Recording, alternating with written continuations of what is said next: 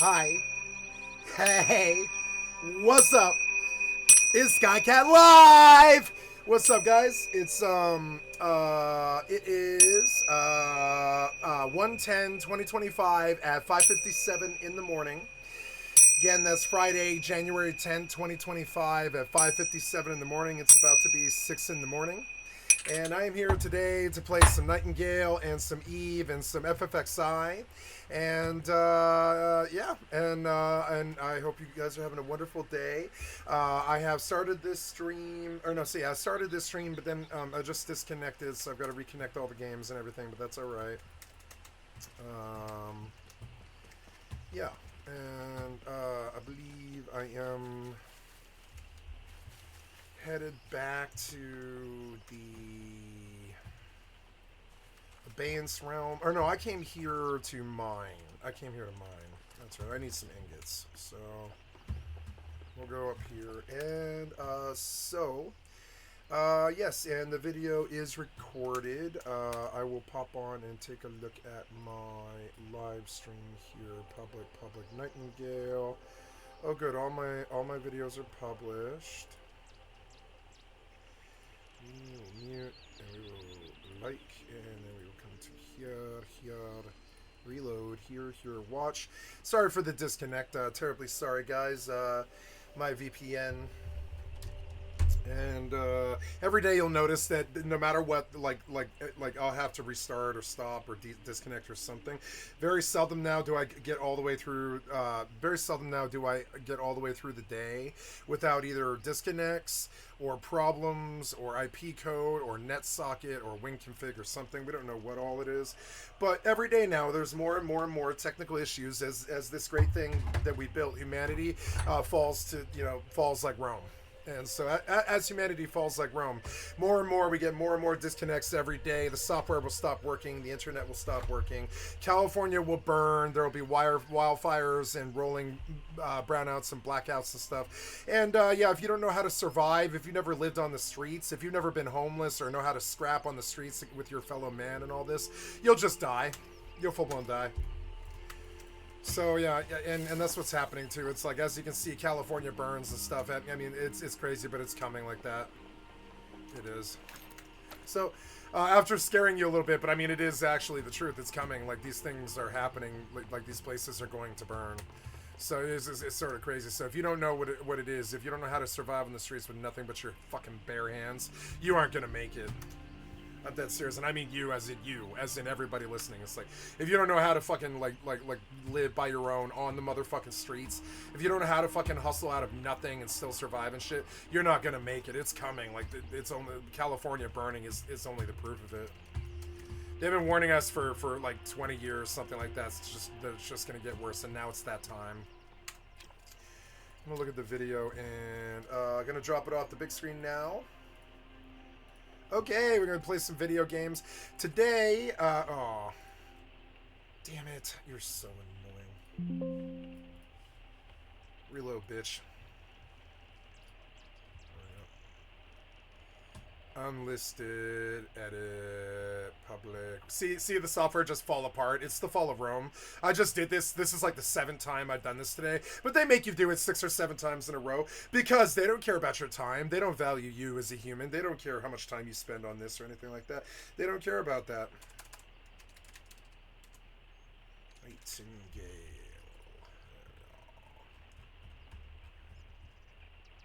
Nightingale, Eve, FFXI, English, United States.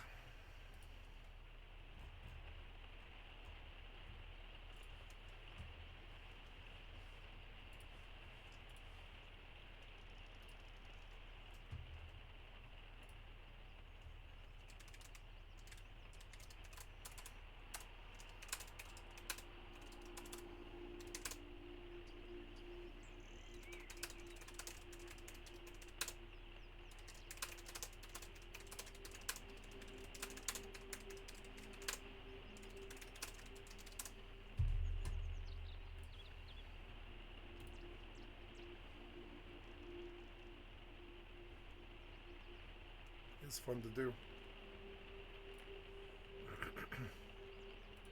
Yeah. trying to ban anybody. Fuck it.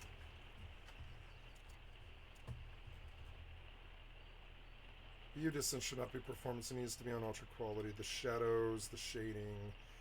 Don't think shading should be down either. Just the shadows, that's it.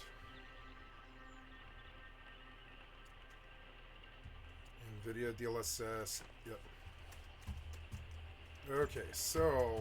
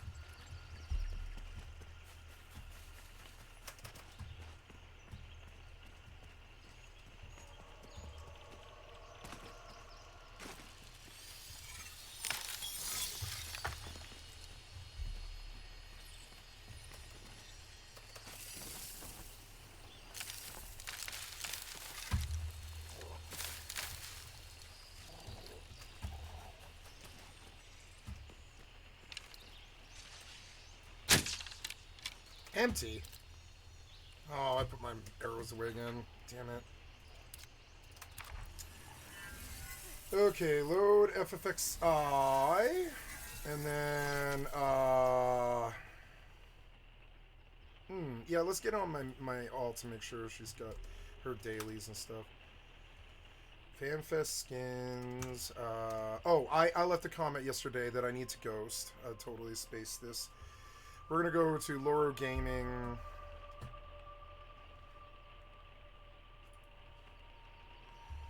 Yep. Loro Gaming, we're looking at... Then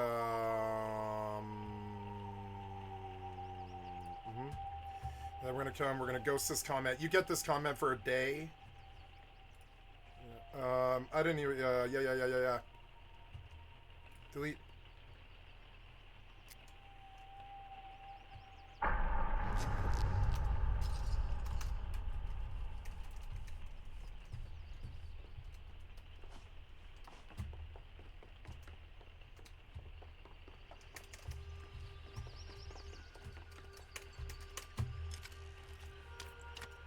Wait, those were tier 3s that she got. She got tier 3s from somewhere. Whatever she got it. I need...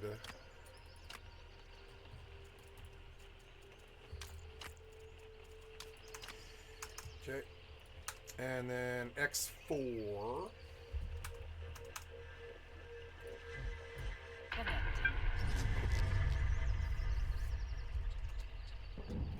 Today's a good day.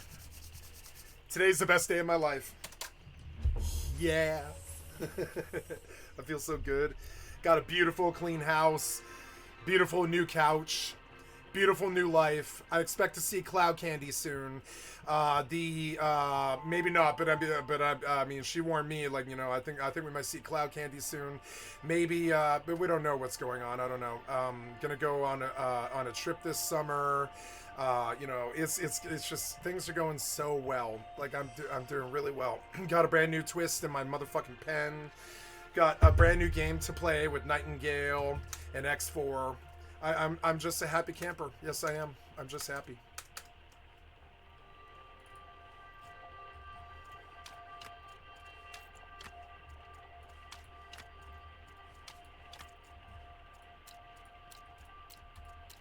$49. Oh no, that was a tier 2 she pulled. It was a T2. Okay. I guess I better spend points then. Let's look at the T1 chart and see if we're missing anything. I don't think so. T1 refinement. Oh yeah, you're starving. Okay.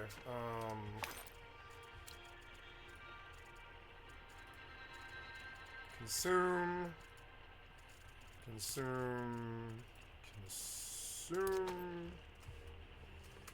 I'm looking around for my arrows, but I really just don't know where those ended up, so we'll have to check every single basket.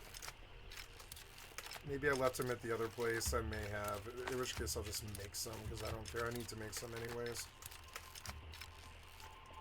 Yeah, I have the mats to make some here, so whatever. Wait, what was that? Oh, yeah.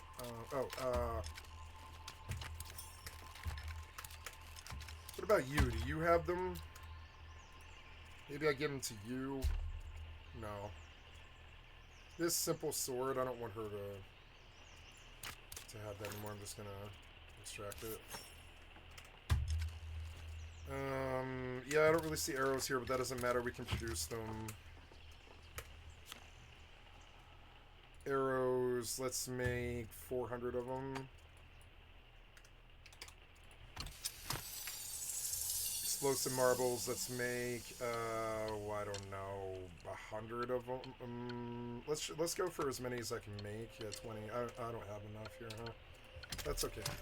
Marbles are good, but I guess I must have left my arrows and marbles at the other base. That might be worth a trip back, but I can't really tell. Actually, I just want to take all this. It's all good. We'll just take all this, yeah.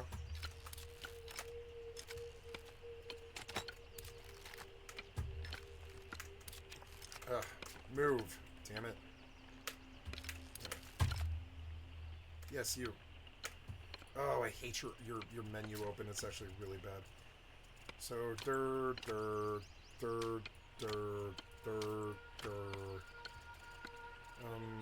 I think that's everything. I can't see my weight, which is just goddamn stupid. I mean, it is. It is stupid. Fucking dumb. Fucking developers, man.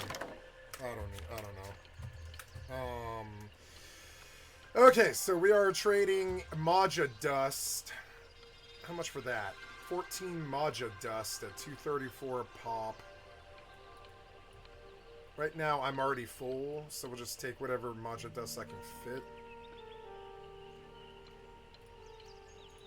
Sentinel, Vanguard, Maja Dust, but I'm not here to get Maja Dust. Damn it. Well, so what do we do? I mean, yeah, she is full of Maja Dust or Maja Snails or something.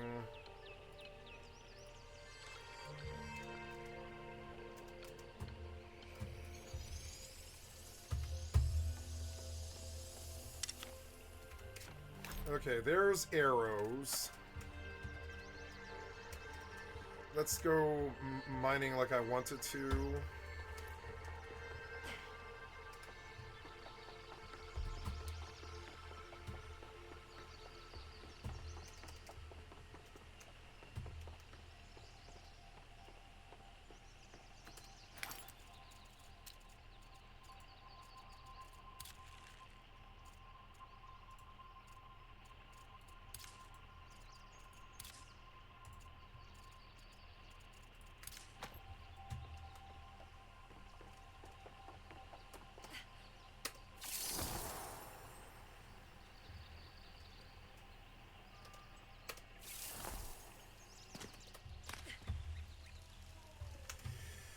Okay, I thought I would flag up on my Black Mage today.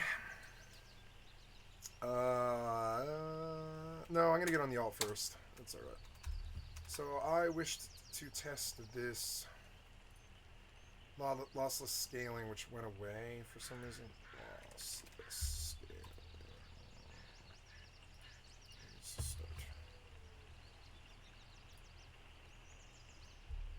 You are logged in on another computer, but I mean, what does that matter?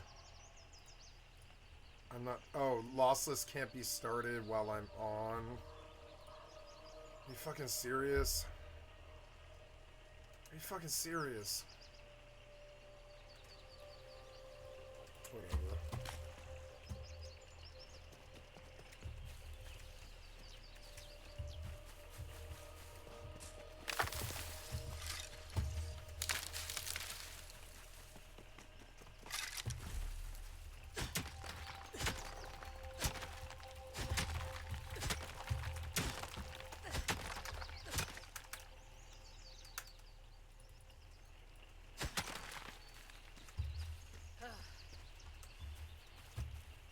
I don't need lossless scaling. It's running well. I'm glad that I own it, but I don't need it.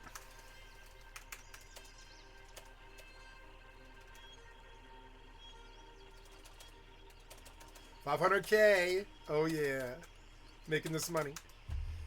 Okay. Oh yeah. So today I am in to check the New Eden store.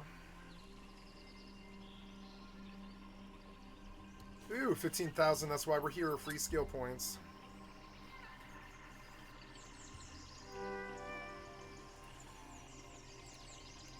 I believe I will buy a skill extractor and use it.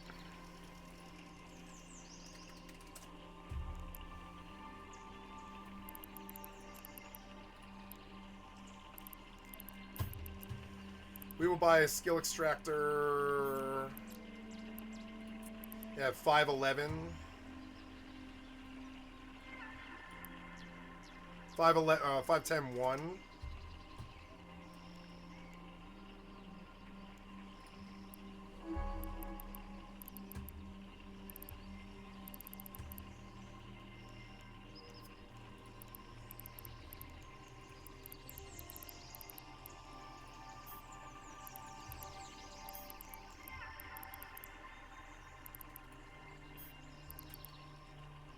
What is 5 times 173? I'm not really sure.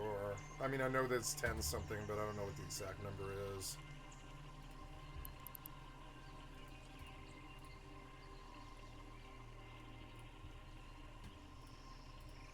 $865. $858. Okay. Let's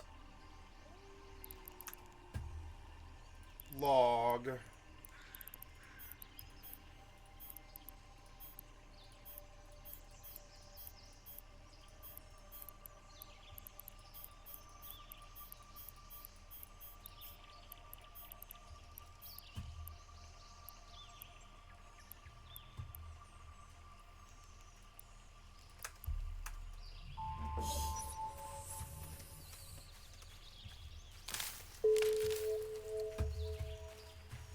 I'm full. Yeah, I'm full.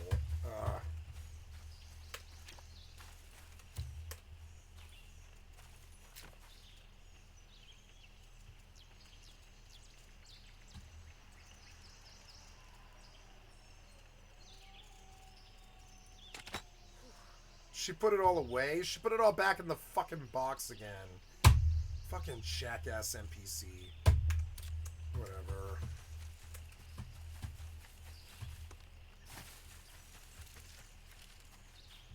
I don't want you to deposit in these boxes anymore. I'm gonna go fix it.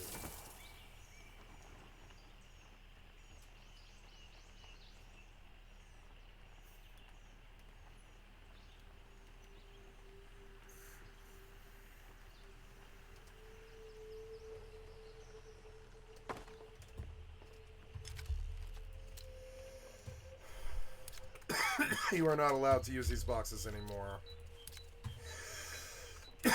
You can craft in it, but you can't place in them. I don't want you dumping loot back here anymore.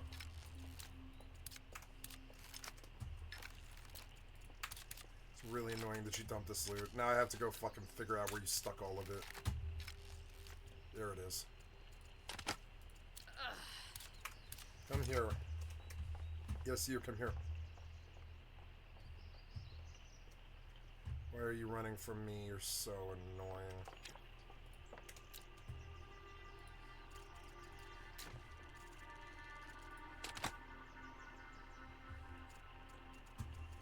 Don't need that. Don't need that. Don't need that. That, or that. I want your explosive marbles.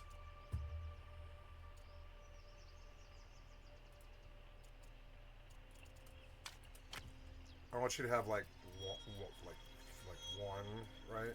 One explosive marble. Then, yeah, this is good, but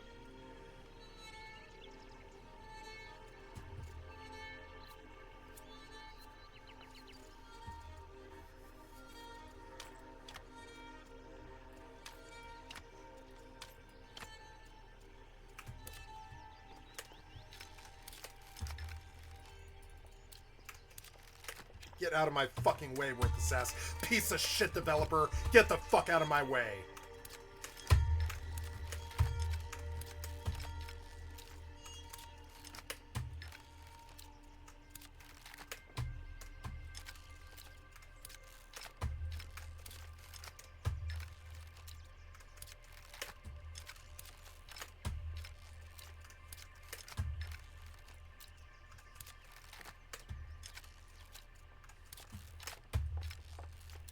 Oh, did I launch my YouTube? I don't think I did. Save. Start. Good.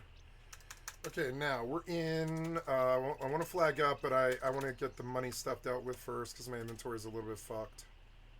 Nice, another 10 grand. That puts me towards 500k. Maybe I'll buy Sleep God 2 today. I think I've been waiting long enough. Yeah, I'll just spend this money on Sleep God 2 so I don't have to worry about it.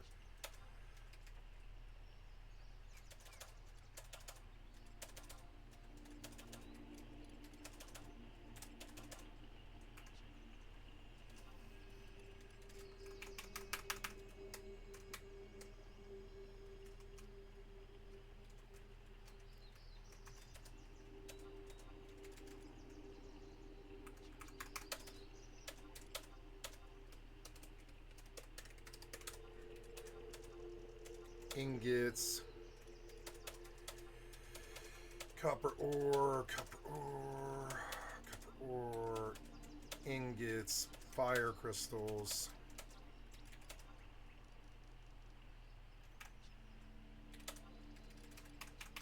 Okay. Gonna go out now. Or, well, no, I don't know. Do I need to place? No, I don't need to place. No.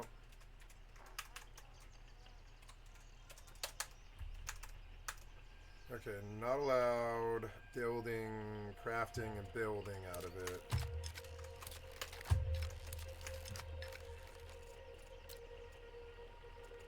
Not allowed. Not allowed. Not allowed. Okay. Don't put stuff in this anymore.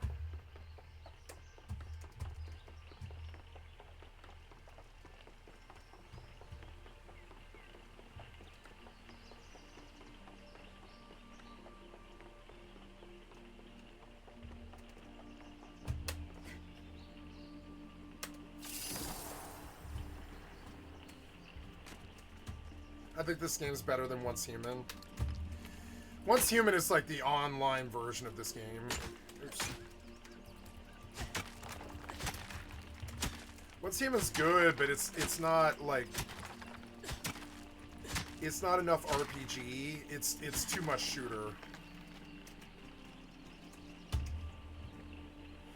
It was meant to try and get those Rust kids that are you know, that are like wallowing in their own shit for like the last like 5 years and shit. They've just been wallowing in their own shitty toxicity until they're unhappy with their lives and stuff. And Once Human was supposed to be where all of those kids went, but not. I think they just stayed on CS:GO, Apex, Valorant, and Rust and stuff. It is and it's sad because I think Once Human kind of could mellow out a whole bunch of those idiots. But no, they need to shoot each other, press W moron all day. That's like why they do this. And so Once Human kind of failed. I don't think it failed. It just didn't get the reception that they thought it was going to. I think those devs, and rightly so, those devs believe that that one of these games is gonna save like the Rust generation and get them out of that fucking mess that they're in, that piece of shit, worthless, toxic hole that they're fucking stuck in and stuff. So they thought Once Human would be it, but it's still not good enough. Something about it is either too weird or not enough PvP, or the mobs are too easy, or it's not skill based enough, or whatever it is. I'm not sure, but Once Human was a contender. It was possibly a Rust killer. A lot of people looked at it like that, but it didn't turn out that way. I think all the time that I should be on Once Human, but the difference is, in this game, I get to swing a sword. In Once Human, the melee is fucking worthless. It's like full-blown worthless. It's like an auto fucking target melee swing that decimates most things in one hit. And I don't really, if I'm gonna play a Rust clone, it's got to have good melee. Like Rust itself had good melee, you know. Ugh, spiders. Why? Why are there spiders on this rock? It's weird. But it is cool.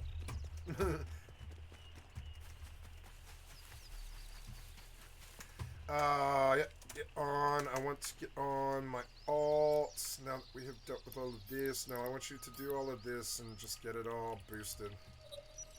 Oh, these are the ones I can't use. Yeah, I just want them out of my list. I don't intend on using them. Yep.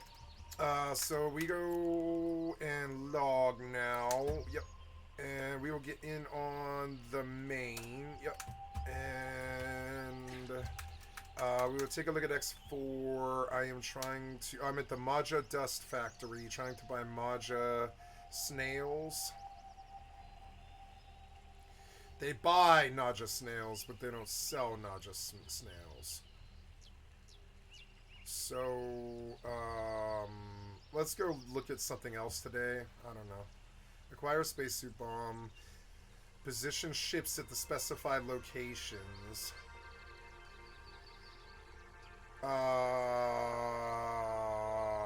We could do that one, I suppose, but I don't really want to worry about that.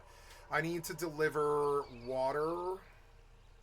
10 units of water. That's it.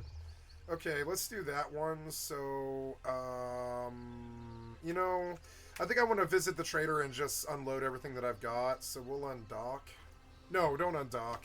Damn it. No, I want to dock again. Oh, well, that's okay.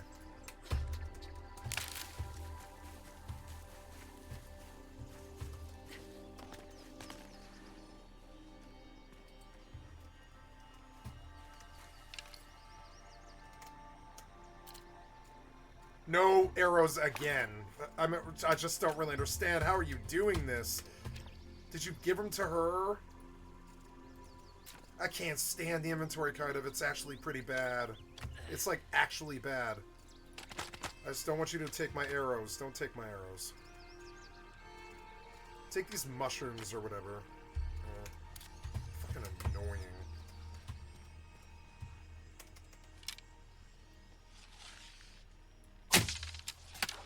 Nice.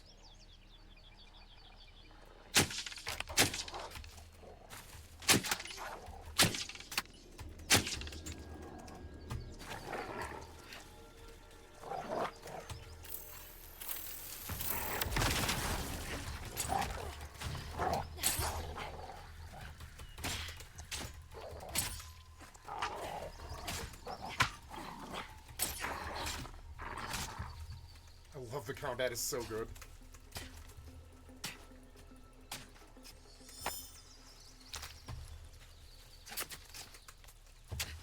So much better than Valheim. I'm beginning to think it's better than Rush just because it's not filled with toxic piece of shit children. You know what I'm saying? Like, it is better than Rust. Like, this game's better than Rust just by rote that it isn't infested by shitheads, you know? It's like a nice single-player RPG. It doesn't have shitheads trying to ruin it all the time, you know? It's awesome. I think it is better than Rust. It's kind of funny. I think it's better than Rust. Like, the toxicity issue, sooner or later, it literally does lead to the game dying. It eventually needs to be taken into the consideration. How toxic and piece of shit is the community? If they're really bad, then, you know, the game probably won't make it.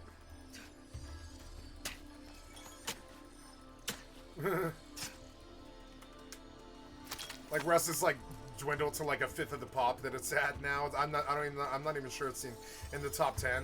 I took a look yesterday at like what the top Twitch watched categories are, and it's really drastically changed in like the last 6 months. It's insane. So if we look at, I want to browse, and I want to sort by viewers, high to low. We see that Just Chat, which is where I'm currently parked, is the best one. League of Legends players, they do really well because girls will still go to League of Legends. Girls will still play League of Legends, Just Chatting, Rivals, and Grand Theft Auto 5, and CSGO 2, Dota 2, Valorant, Overwatch 2, and I think it ends there. In World of Warcraft and Fortnite, yeah. But in the top 10, these games are top 10 because girls will still play these games. If the toxic, stupid, piece of shit cocksuckers that fucking ruin all of these fucking PvP games and all that, they scare the girls away, they all end up in a gay cesspit bucket of shithead toxic cocksuckers, you know what I'm saying? And like, I don't mean that, it sounds it sounds homophobic what I'm saying, but I don't mean that like in terms of homophobia. I'm talking about straight shitheads. I'm not talking about gay people at all. I'm talking about shitty right-wing cocksucker losers who hang around and turn games into cesspits and stuff. And you can see that Rust is not even in the top 20 anymore. And anywhere that shitty toxic people live, except for like CSGO 2, for some reason CSGO 2 still rides because CSGO 2 toxicity is expected. It's actually a competitive game. The way that Grand Theft Auto 5 is competitive, Rivals is competitive, League of Legends is competitive. All these games that are competitive, they can stay in the top. And and it's okay for them to have toxic player bases because it is a competitive game, so it is sort of expected in places like Valorant and Overwatch and Dota 2 and Counter-Strike 2, Escape from Tarkov, that it is toxic. It's sort of expected to be. But like, you know, 7 Days is up. Maybe I should be playing 7 Days as opposed to Nightingale, but I think Nightingale is a better game. I mean, I know Nightingale is a better game than 7 Days to Die. When you look at the graphics of fucking 7 Days, compared to just one scene in this game, this one scene is more beautiful than all of 7 Days combined. This is more beauty than you'll find in all of 7 Days combined. I mean, 7 Days can be a beautiful game if you catch it at the right light, at the right time of day, in the right scene. It can be a beautiful game, but I mean, this game just exudes beauty and grace and frame rate and combat and good shit. It just exudes all of it. A lot of these games don't. 7 Days doesn't, you know? Rust does, but Rust is slipping down the chart as it gets more and more toxic, and the little piece of shit fucking incel, like, loser fucking cocksucker fucking attack cultures and stuff. They just sit and wallow in these communities until they just kill the game. And I could see it happening in Rust, and I kept saying, you don't think it's gonna happen, but yeah, Rust has dropped down to below 10,000 viewership, and it will die in the next, like, 2 years. And I could see it coming because of the worthless piece of shit harassment and all the worthless pieces of shit that fucking infest that game have completely turned it into a skibbity toilet that's boiled over, and it will kill the game. It's the people that killed that game. It's not the developers, it's the people. And so no, I'm never going to play Rust again. It's kind of funny, but I mean, I can see it coming. You can see it as it slips on down past the charts. Literally, Call of Duty Warzone is doing better than Rust right now, and that's how you know that the cesspit has literally poisoned the well and turned what used to be this beautiful, lush, best game ever made with, you know, 1 million pops sometimes, 1.1, 1.2 million players, something like that on Rust just like, you know, 2 years ago. But no, all the piece of shit hackers and all the piece of shit script kiddies and all the piece of shit like losers and all the cocksuckers and all the swatters and the botters and the pieces of shit ruined the game completely, and now you can see it just slip on down that chart as everybody understands that the place became a toilet and the pieces of shit turds that infest the toilet literally stain the water brown to the point where no one can drink it anymore. Skibbity toilet losers. I swear to God, they're all like 15 to 22. No, they'll never touch a woman. They're definitely never going to own a home like me. They definitely have low IQs. They were raised in the brain rot tablet fucking generation. They all vote for Trump. And they have no idea that Trump's going to fucking lock them all up in internment camps for being poor. They have no fucking clue. They just, and they're like, Trump's so good. Trump's so good. And it's so stupid. We all just laugh at them as they head towards the concentration camps. Essentially, it's insane. They think that fucking piece of shit right-wing, like pro-fascist, racist, pro-fucking Putin fucking piece of shit. Like all of his best friends are fucking crazy, shitty, genocidal dictators and all this.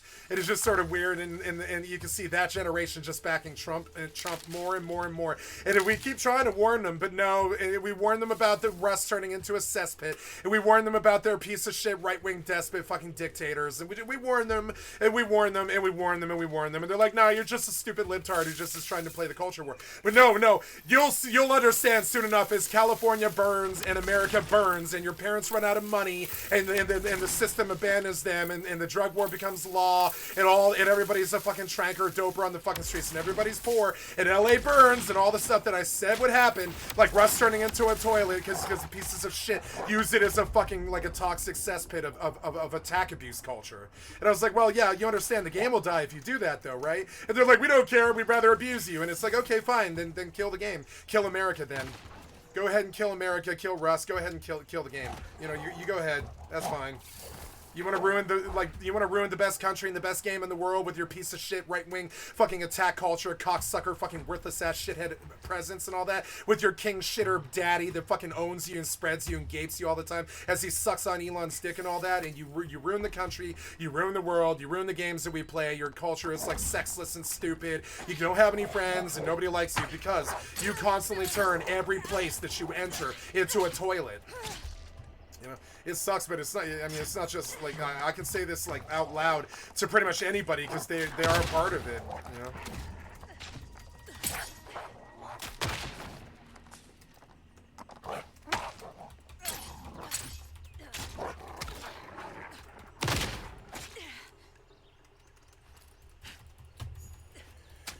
It's just insane. You can see it, and I warned them. I warned them for years. I'm like, you guys are going to destroy Escape from Tarkov. I said it like a year in. I was like, I'm never playing Escape from Tarkov again because the worthless piece of shit, hacker, fucking CSGO 2, gambling, skin addicted piece of shit culture came.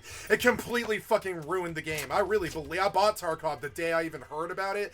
But no, I'm like very amazed that it got back up to 60K viewers because like, and I'm amazed by this because it's been a cesspit. It's been a cesspit for a fucking long time, full of worthless piece of shit right-wing shooter kids who fucking ruin every game that they play. And I mean, Rust is the exact same. They did this to Valorant, they did this to Overwatch 2, they did this to Dota 2, they did this to Counter-Strike and Grand Theft Auto 5, Marvel Rivals, League of Legends. You want to know why all the live services are fucking cesspit and nobody likes fucking live services except Fortnite anymore? You want to know why, or Overwatch? It's because this is the only place you can't get a non-toxic experience. All the rest of it is fucking worthless.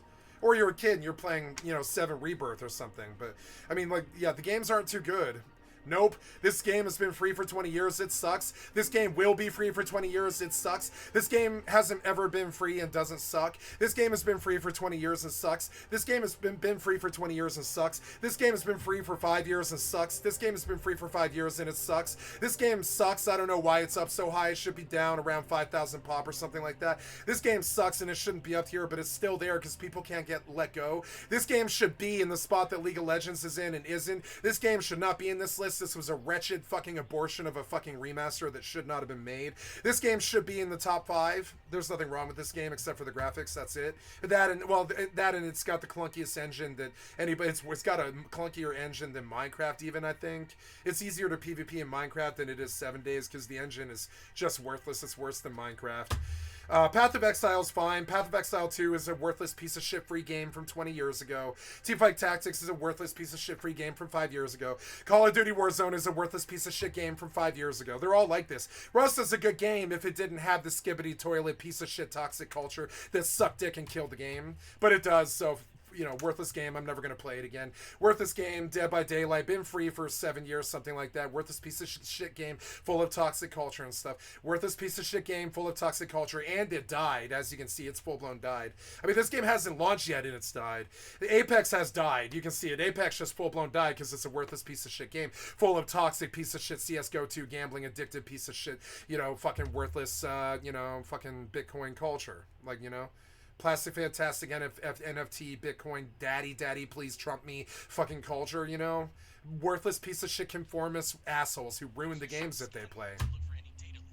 And I look at the damage it's done. You can literally see the damage it's done. Completely free games in the top 20 that all suck that I wouldn't touch with a 10-foot clown pole. You know what I'm saying? worthless. The only two games that in this, I mean, I guess I would deign to play WoW if I had somebody to play it with. But I mean, Overwatch and Fortnite are the only two out of the top 20 that I would ever even admit to playing. It's insane. 7 days. 7 days, Overwatch, WoW, that's it. That's out of the top 25, there are 3 games that I would even admit to fucking playing. It's the worst that gaming has ever been, and it's because of the culture. These games could be really good if they weren't riddled with they weren't cesspits, completely riddled with toxic piece of shit bro culture. Completely riddled with it. Women won't touch it, women won't go near it. WoW died. WoW used to have 16 million players. Now it's got 40,000 because the women left. The women leave wherever the worthless piece of shit incel culture dominates. The women leave and the games die. I mean, it's true. Am I wrong? No, this is what Gamergate was about. This is what they were pissed off about. They're like, your worthless piece of shit right-wing attack culture completely terrifies the shit out of the fucking women who play our games, and they won't play the games anymore, which is why League of Legends went from, 16 million viewers to 241,000.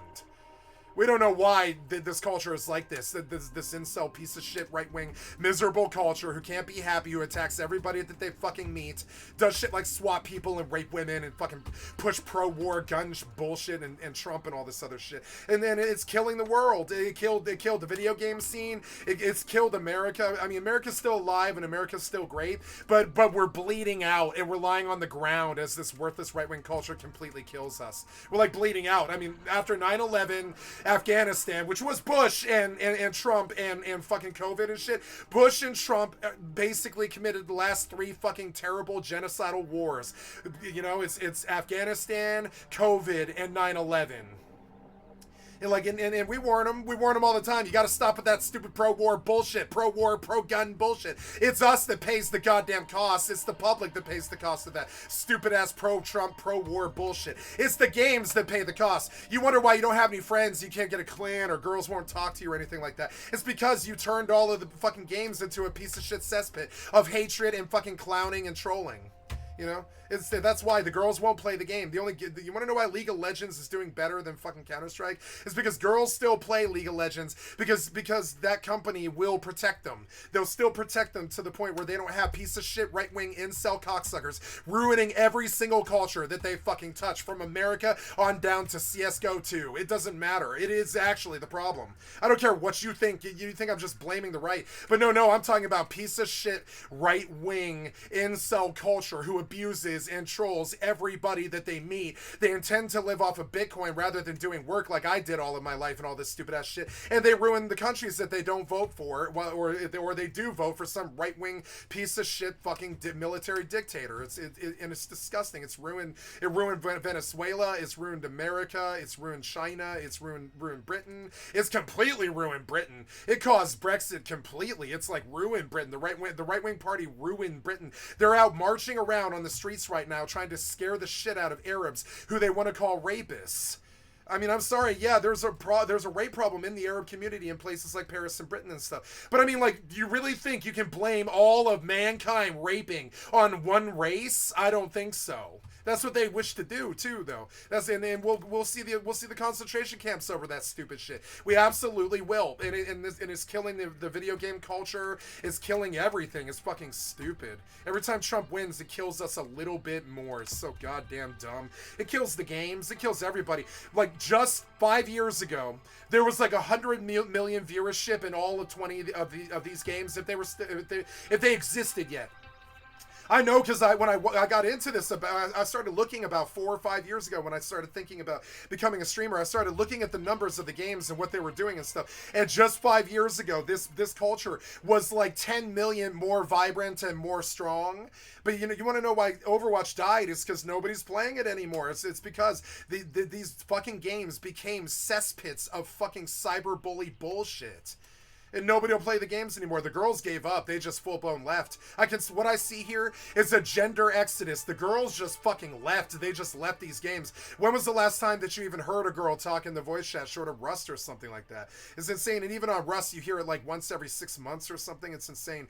Like, this piece of shit incel, right-wing, cocksucker, fucking worthless piece of shit culture completely terrified the women out of these games. There's only about 300,000 people, 300,000 people people with vaginas who are still willing to play video games because the cesspit fucking abuse has gotten so fucking bad that they just threw their hands up and left. They'd rather play Pokemon or something like that. It's sad but true. They'd rather go play fucking Pokemon than like be around these people on these games. And so I you know, the day that I meet people like Lucky, I tell them I spent most of my life trying to fucking protect people like you and stop the abuse of in this culture of women. You know, I spent most of my career preventing shit like that. I used to pointedly, you know, promote women over men, like that DEI shit that they talk about in the real world and shit. I used to do that in the video game rating scene in World of Warcraft because I believed in the women being better leaders. They're better multitaskers. They can still fight the boss and lead us at the same time. It took me 13 years to train myself how to still do heroic fucking mana rock while the legs are literally stomping on you and you've got a pain sup on you because you are tanking, because your tank sucks dick and you faded and it doesn't matter, you're tanking, so you are the tank and you got pain sup and all this, and you're leading the raid and you're healing fucking 10 to 25 people and you're trying to lead them and get them on the right legs so they spin the boss around and get them to go in the lava and all this shit. And I began to understand that women are much fucking better at that. They're much better at keeping 15 things running, 15 plates spinning in the air. Women are much, much, much better than that. It's why I wanted fucking Kamala over Trump. It's not because I like the Democratic Party. It's because women are fucking better at spinning plates than men are. It's one of the few things that, you know, you can say that is definitely true. Women are better goddamn leaders. They're better at keeping 15 plates spinning at the same time. Something about the DNA or something like that. They take leadership much more seriously and much, much better. I don't like male leadership. That's another thing that's wrong with this world, this country, this fucking video game scene, and all of these fucking problems. I don't like men. I don't like the toxic culture that they push. I don't care if you like Terminator 2. I don't want the world to turn into Terminator 2. I don't. I don't care if you like Marvel. I don't like Marvel. I don't want Marvel turning the world into a cesspit. But you did. You got Marvel to turn our fucking Hollywood into a fucking cesspit because you like Spider-Man.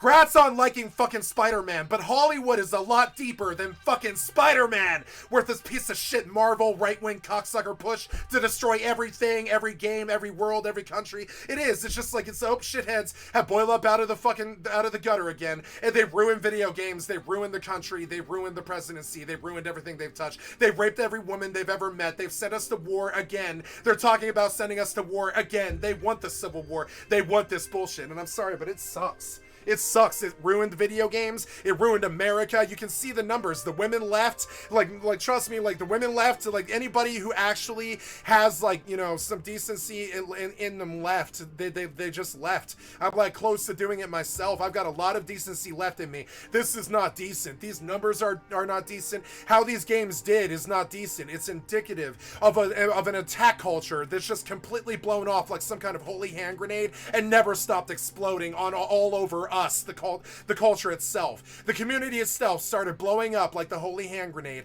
and it never stopped exploding all over us. It's disgusting. It killed the scene. It killed the country. It killed the world. It's killed everything. It runs across the lines. It like this weird fucking competitive attack culture that exists in our corporate infrastructure, our political infrastructure, our video game infrastructure, our end game infrastructures, all this stuff. It's this worthless piece of shit toxic push to completely attack everybody who isn't them. And it sucks. It poisons League of Legends down to 240,000 viewers from 20 million. WoW down from 10 million. You know, it kills stuff like Overwatch and gets Jeff Kaplan to leave. Grand Theft Auto 5 has been out for 14 fucking years. They can't make a fucking sequel because they know that piece of shit right-wing toxic pro-gun culture is salivating at the fucking, like, at the sound of the bell for Grand Theft Auto 6. And honestly, Rockstar is terrified of disappointing that culture, and I don't blame them. They're terrified of it. They're going to push another 3 to 5 years or something. I don't blame them. It's going to be another 3 to 5 years before we see Red Dead Redemption 3 or Grand Theft Auto 6, because Rockstar knows what the culture has become and how bad it's become and how many people that these people have scared away, how many women these people have scared away. Rockstar is not stupid. Rockstar is the smartest company on the fucking list. It's why they make the most money, and they're not stupid. They can see what happened to the fucking culture, and they can see how important Grand Theft Theft Auto 6 is to the community in this cesspit of bad games and bad culture. And so they're not going to release Grand Theft Auto 6 anytime soon. And the cesspit culture just attacks them every single day. You can see it. The cesspit culture is like, I need my Grand Theft Auto 6. I need it. I need it. I need my Rust 2. I need it. I need it. I need my CSC. I need a CSGO sequel. I need it. I need it. I need Warzone 2. And they just demand this shit. They need to sit there and shoot each other all day long and talk shit. I've never understood it. It doesn't really make sense. Let's go look at the Trump hush money case. Yeah, just this month he was convicted of being a rapist. He took the presidency somehow. I wonder about the victims and what they think of him taking the presidency somehow. Now he's about to be convicted of the hush money stuff. How much more crime do you want in this country? How much more criminals do you need in this country? You know? How many more criminals do you need? Like, seriously. Yeah, he's about to be sentenced. He was convicted of paying people, non-disclosure agreements to cover up his criminal enterprise. They convicted him of this. How long till you open your fucking eyes and see the worthless piece of shit that you're riding like some kind of, like, dick rider? How long till you fucking see how bad this fucking criminal actually is? How blind and stupid are you? How blind and fucking stupid actually are you? You know? It's a pretty deep question. How blind and fucking stupid are you? Like, how many times does this man need to be convicted of felonies until you understand how fucking horrible and evil he actually is? You know? Anyways, I'm gonna flag up on Final Fantasy 11 and you know, Joe Biden, the Democrats too. It's not just one side. You think I'm attacking right wing only? I'm talking about both. It's unacceptable what we have become. I'm gonna dot this guy. Yeah. Let's flag up. I'm looking for Black Mage today. We're going to reload Nightingale because I let it log. Oh, he cast, yeah. And get some nice dots on him. Bio 2 and such, yeah. Maybe a Drown. Poison 2. Okay, let's open up now. I have a Paralyze, which isn't too good. I'm likely to miss this spell. No, I got it. Okay, let's get in Nightingale again. X4. Like, you could see this stuff run across the culture in every aspect of it. It fucking sucks. Like, you can see it. Like, you know, you log on YouTube and you see Trump's up in a courtroom again, dodging his fucking 37th felony or whatever. And you're like, Jesus Christ, how do you back this worthless piece of shit criminal? How do you do it? How are you that based and moralist? Like that is not what America's been for a long, long time. How did you get to that place?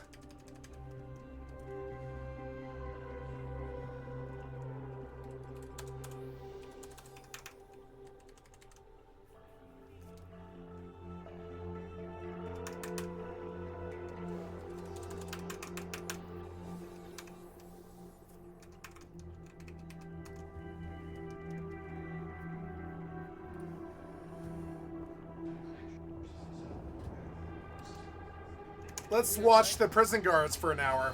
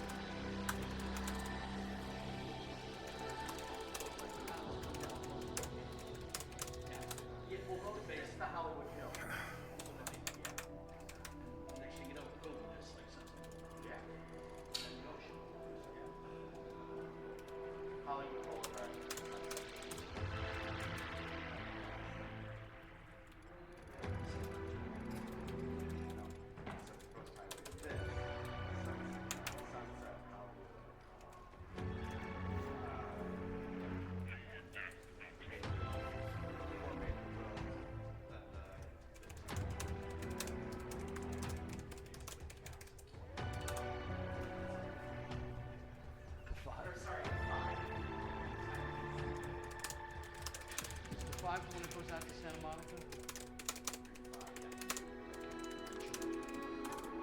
Is that in Charlotte? Sing a few folks.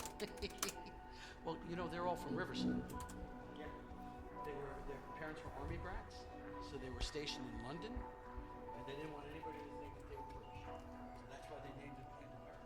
But their first album was all, you know, they have a song called Riverside, Fire of Courses,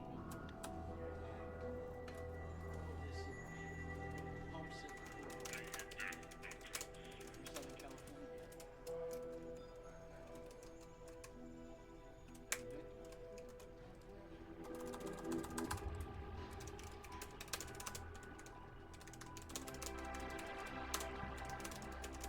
Something hit us. Oh, okay. Not here.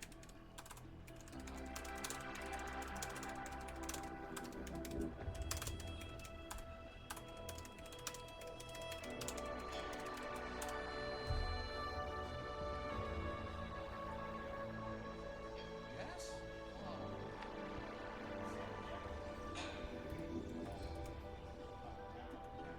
Well, I think the clock.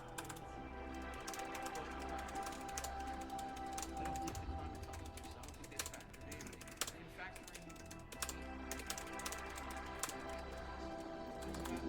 sea level rise. But I don't know if they factored in the increase in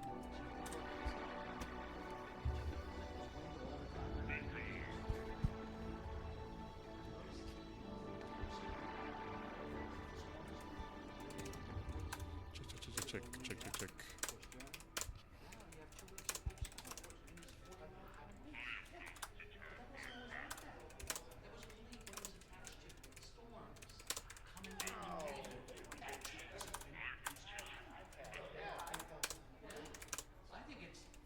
think the climate change is making the waves higher. Awaiting orders.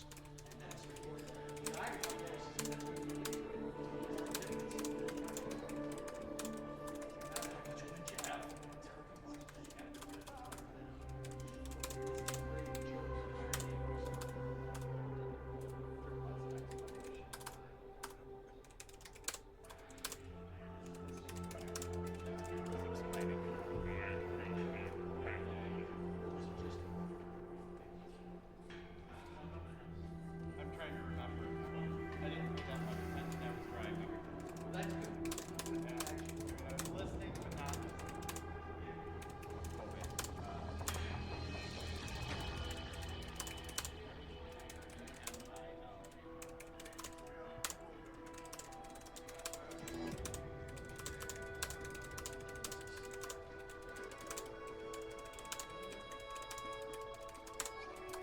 You want to get down, Jeff?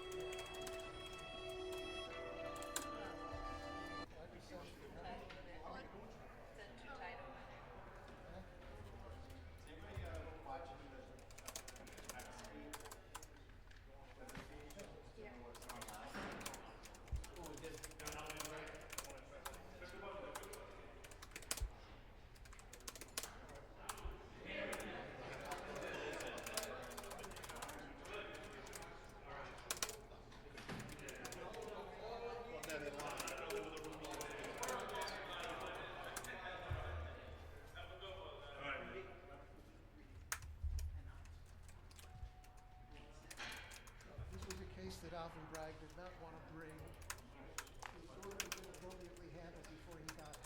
The gentleman was brought in from a law firm. It was criminal what he did. He was involved with my political opponent. It was a legal expense. Experts who are no friends of mine have said this case should have been brought. This is called for Trump. This is not a case that should not have been brought. There were legal expenses. You know, so he sold both states. Who's saying this? Trump. Oh, he's speaking right? Obviously, this did not work. I won. Well, no, you didn't. not in this issue. Well, he won being elected. Oh, is that what you mean? They're one and the same. You can't be in trouble if you're in charge.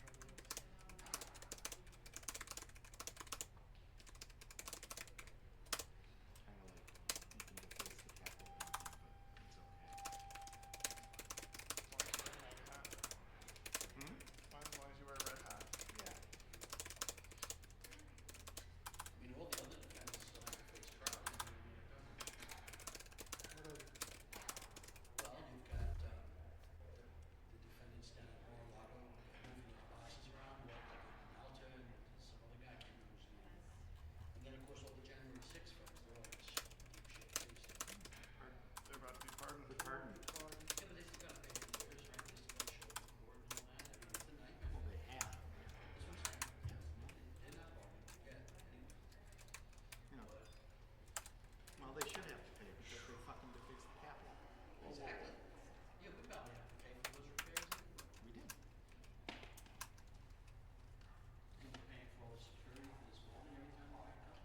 says I was under a gag order, I assume I'm still under it. I'm totally That I'm innocent. fine with. I just don't like the defacing of the Capitol. The business records are accurate. Love that building.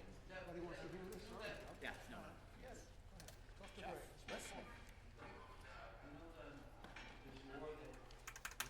What life was. Snake bite. Snake custard.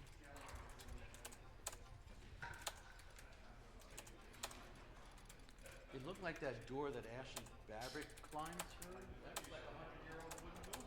Okay, he's done talking. You have a gentleman sitting right there who was with Department of Justice. He got them to move on it. They called it lawfare. I'd just like to explain I was treated very, very unfairly. Thank you very much, Judge Mershon. Thank you, Mr. Trump. So, that's that. He had what he had to say. Mershon said a past sentence, and that's that.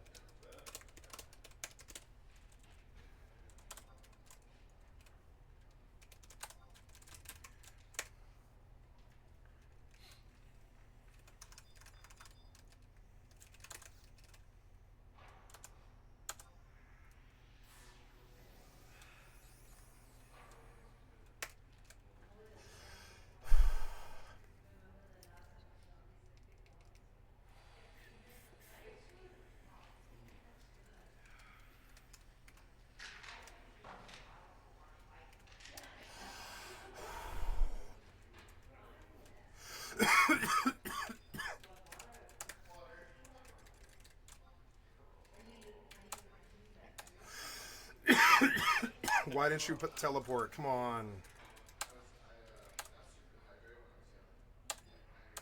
Why would you teleport? Yeah, I've tried 3 times now. Fucking teleport. I'm watching you serve other people instead of me. Fucking, I got here first. Come on. Teleport. Ah, damn it.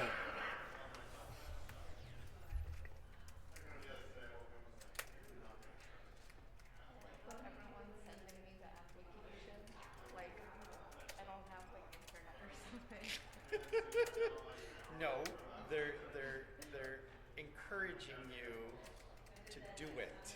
I will do it. Get it done. I know. Unless you want to stay in New York.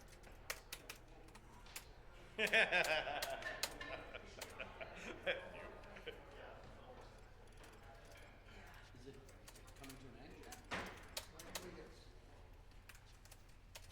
So I can be drunk by noon and in bed by 1.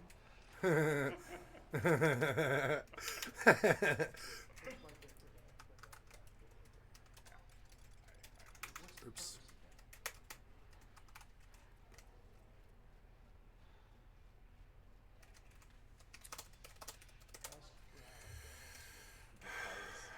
Because they are concerned that if people see their pictures, the MAGA people will come after them.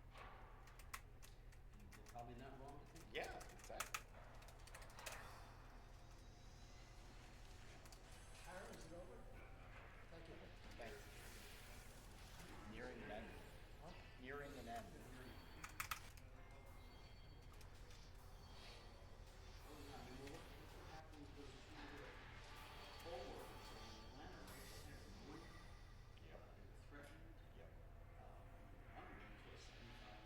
Yep. They broke into her house. Judge Mershon, I have sentenced countless defendants, sex trafficking and homicide. This circumstance is unique. This has been an extraordinary case, media, but once the courtroom doors closed, it was just a trial, jury selection, considered.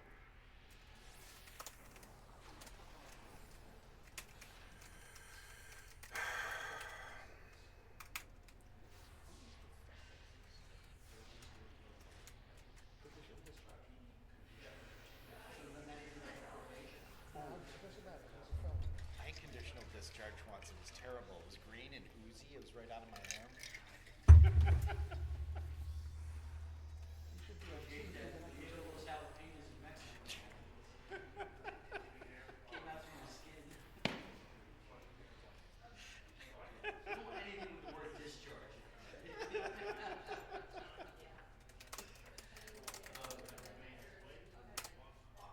just got to love this guy alive, right? Like, it's amazing how many things he's whittled out. It's over.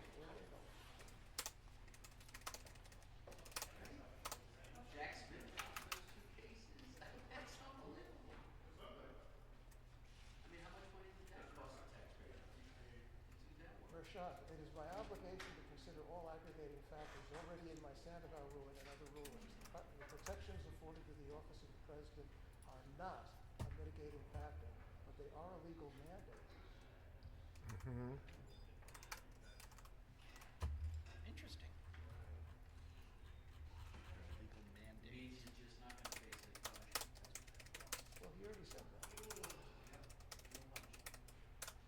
I want to know why they didn't involve Deutsche Bank and all the other banks that were complicit in this.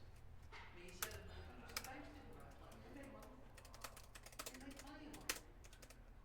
What, they don't have their own appraisers? Tell the banks what the buildings are worth. Come on.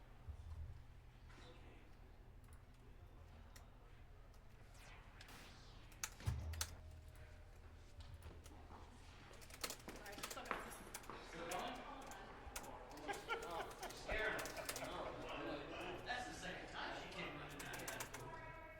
Jesus.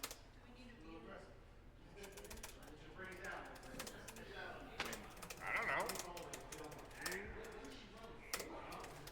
Lunch. Is it noon already?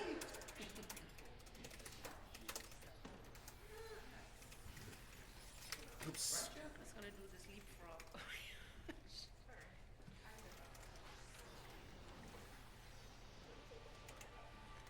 I need a new back and new stuff.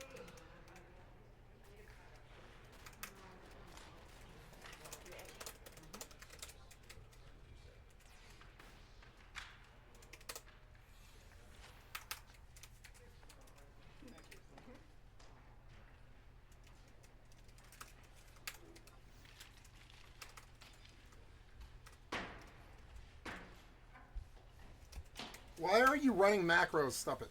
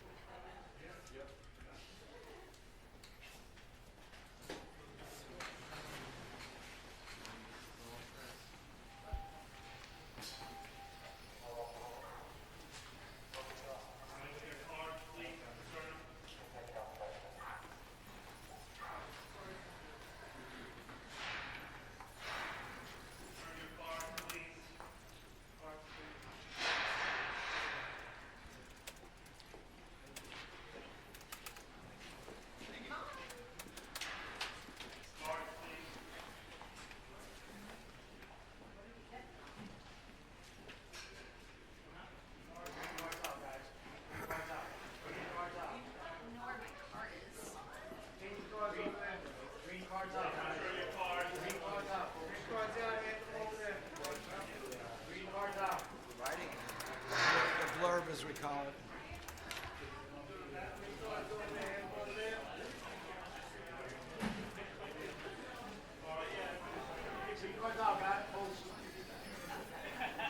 I have it. That's all I'll say.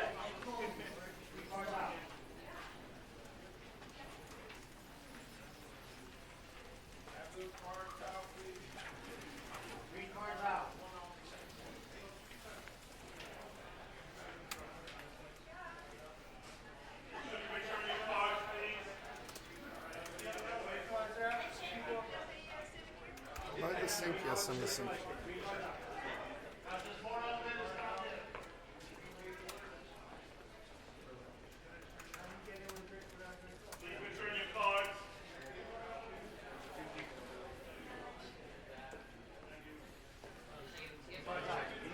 Green cards will be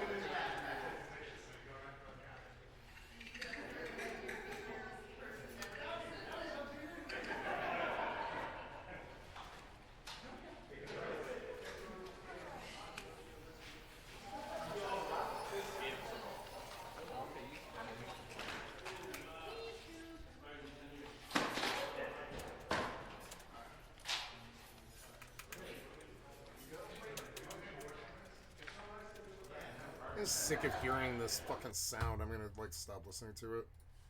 Nothing's happening, and hasn't been happening for like an hour.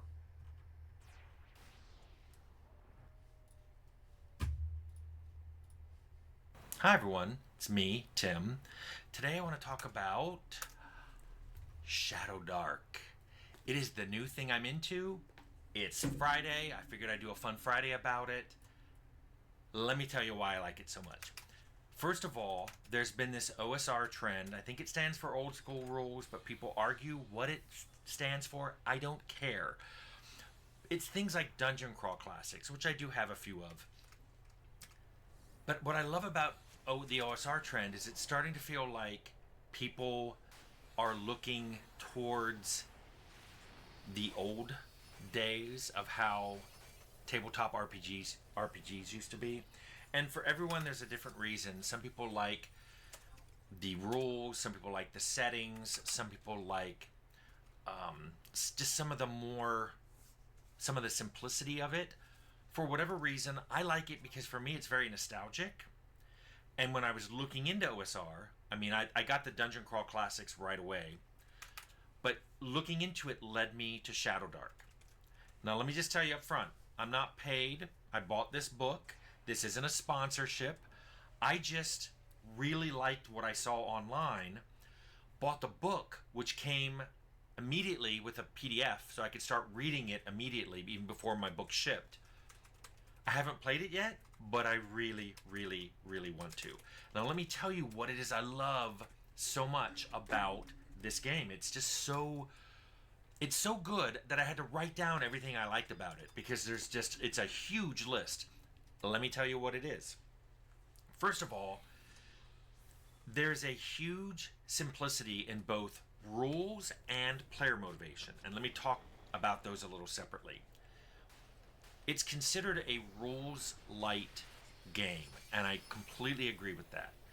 There used to be a joke back when I first started playing D&D, or when it was called AD&D for Advanced Dungeons & Dragons, and it was made by TSR, Tactical Studies Rules. But my friends and I used to call it TSR, Too Many Stupid Rules. It was just, there were so many rules, especially if you go through the DM's guide of the original AD&D, I guarantee you will find whole swaths of rules nobody used. Grappling rules, item saving throws.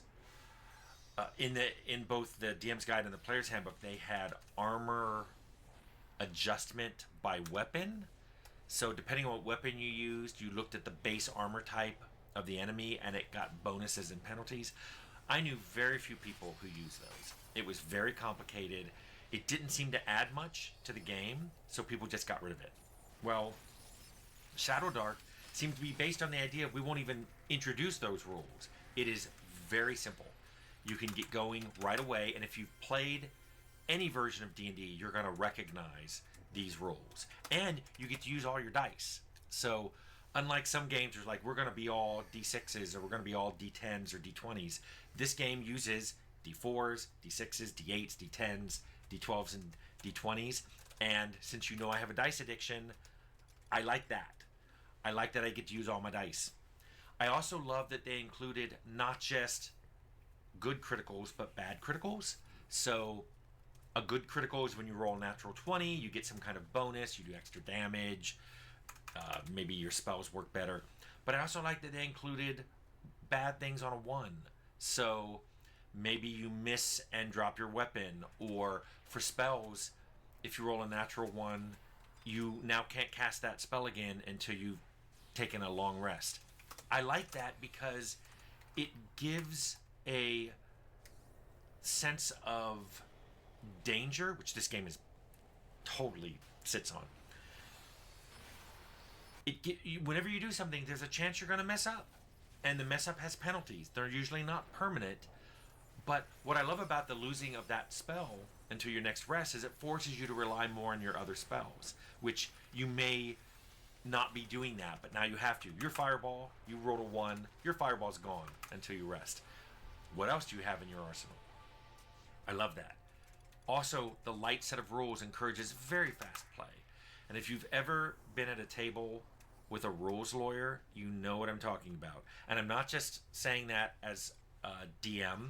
Sitting as a player next to a player that questions every rule and is always bringing up, well, I can do this because on page 97 where the rule is, there's a footnote that talks about going to an appendix, and I do this and I get away with that. And you're just like, okay, I forget what we were doing now because, Mr. Rules Lawyer spent the last 10 minutes arguing with the DM about whether or not he gets a +2 or a +3. Who cares? Yeah, who cares? So I love that because there just isn't enough complex rules in here to ever have those kind of arguments. So that's what I like about the rules. But what I talked about, motivation, I love that it is a very simple player motivation baked into the game. You are looking for riches in dangerous dark areas, like dungeons, like old ruins, like old growth forests, places that are dark, gloomy, but may have lots of stuff for you to find that you can make a lot of money and maybe get some powerful magic items. And that's it. There's no, we have to save the entire country or the universe or the multiverse. There's none of that. You're basically just going into it for the most primal of motivations, greed. And I like it. They've even taken alignment back to what it was originally, which is just lawful, chaotic, or neutral. There's no good or evil access, although it's kind of lawful good, chaotic evil, with neutral in the middle for everybody else. I love this, especially when you combine alignment with, since you're not trying to save the universe, you're just trying to get rich. It's a very basic motivation for the player. Am I trying to be a good person and obey the laws? Am I a bad person and I flout the laws, or am I somewhere in between? And that's it. I also like the rules about experience points. You basically get it from treasure. I mean, there's something else about boons, but it's pretty much just treasure, not from killing, which means you don't have to kill monsters or kill bad guys or whatever. As long as you get the treasure, you get XP based on the quality of that treasure, not necessarily even the quantity. So you get XP based on how much loot you bring back home. I love that. It's simple, and it also aligns the player's goals with the stated game's goals if you're just going into old places and trying to steal stuff.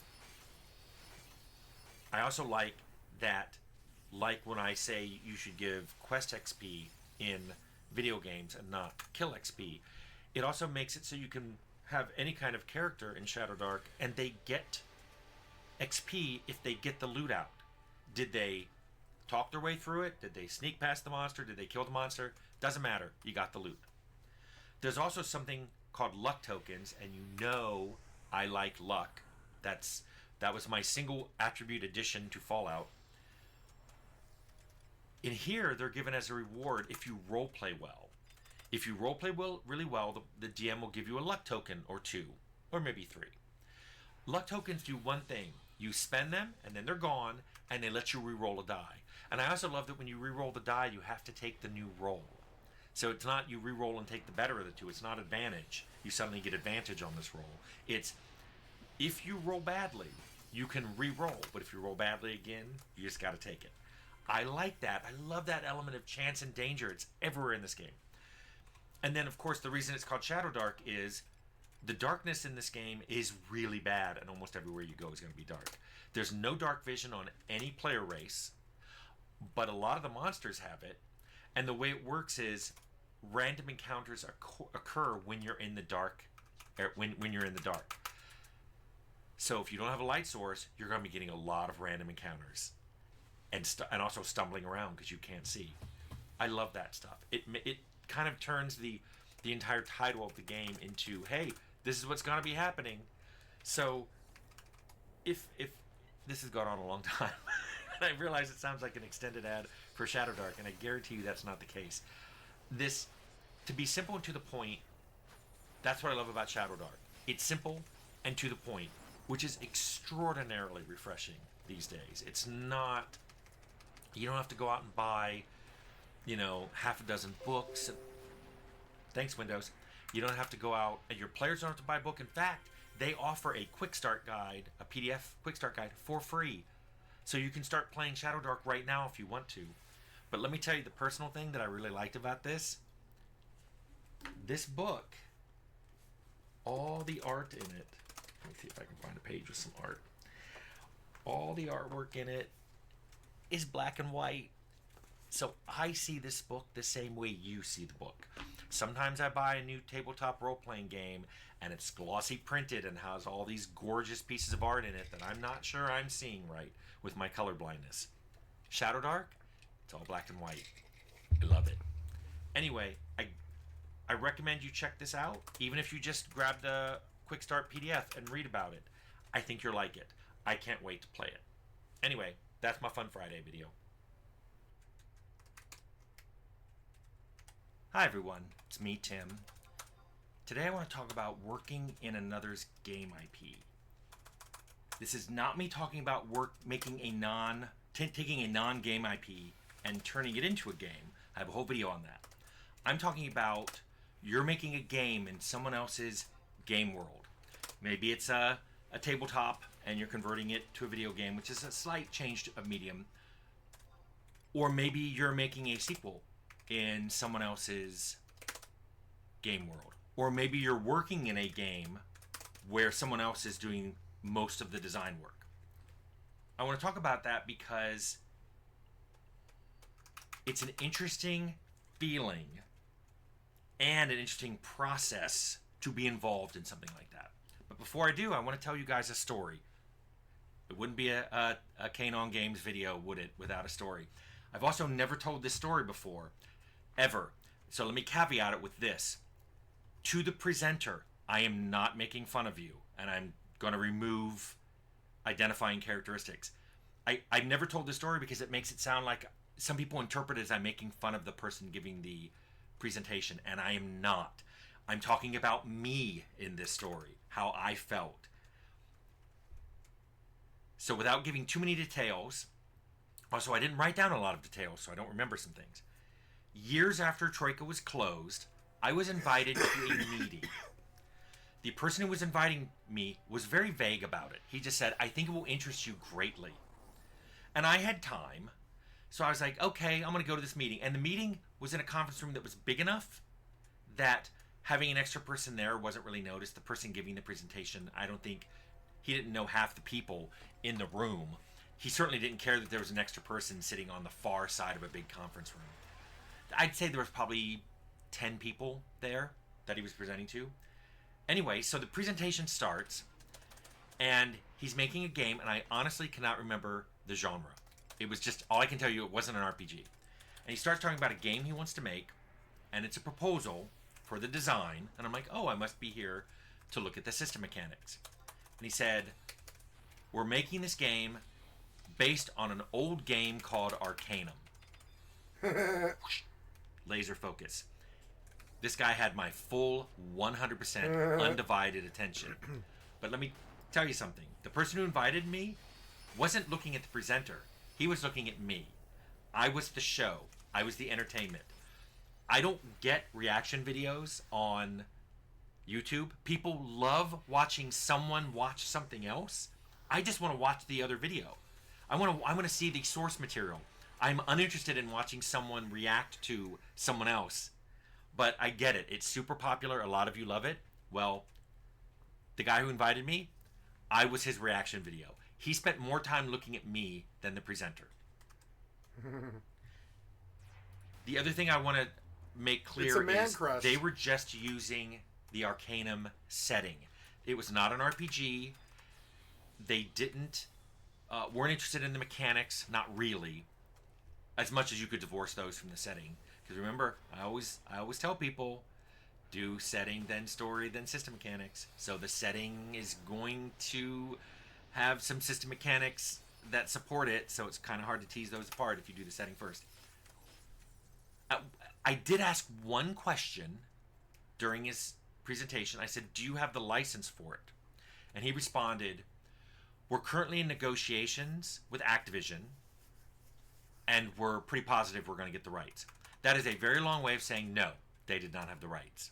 So this should tell you this is a time where It had been long enough after Troika collapsed that Sierra had been sold to Havas, had been sold to Activision. So that's who had the rights. I didn't say anything else. I just listened to him explain Arcanum. Now let me tell you how surreal that was.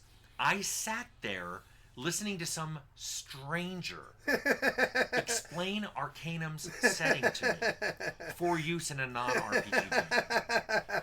I wish my notes were more I get it. because I'm just No, mainly I get going how on funny feeling that is. here. I remember going, some of what he said was right, and it was mostly factual things. This country did exist, and yes, they were having this kind of issue, and yes, there were these kind of different races, and here's how they were kind of portrayed.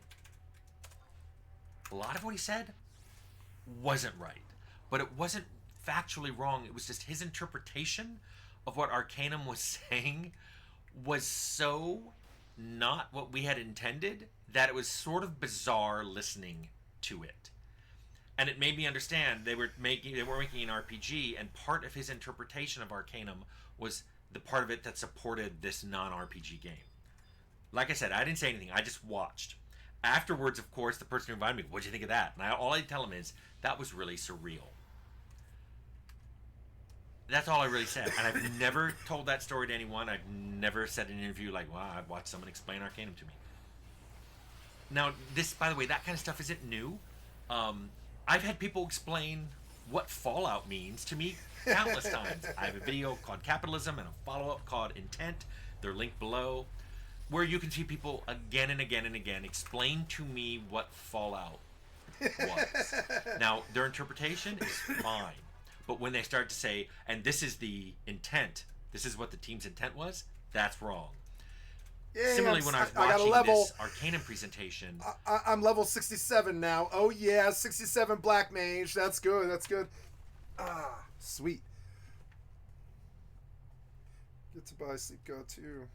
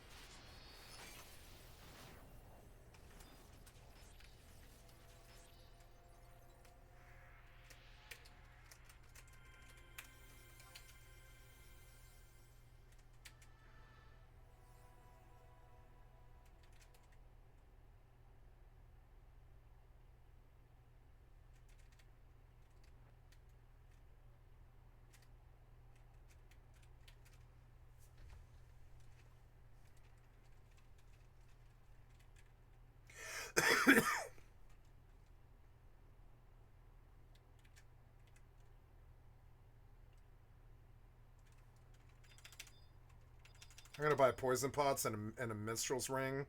That's just gonna be awesome. It's gonna be expensive, but you know that's what I'm gonna spend all this money on.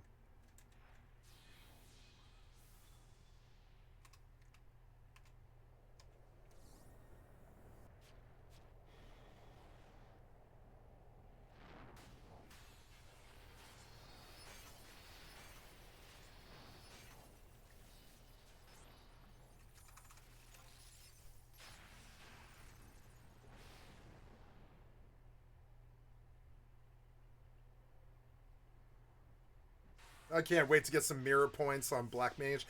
I'm gonna be here at this camp a lot. I mean, I like this camp. It's a good camp.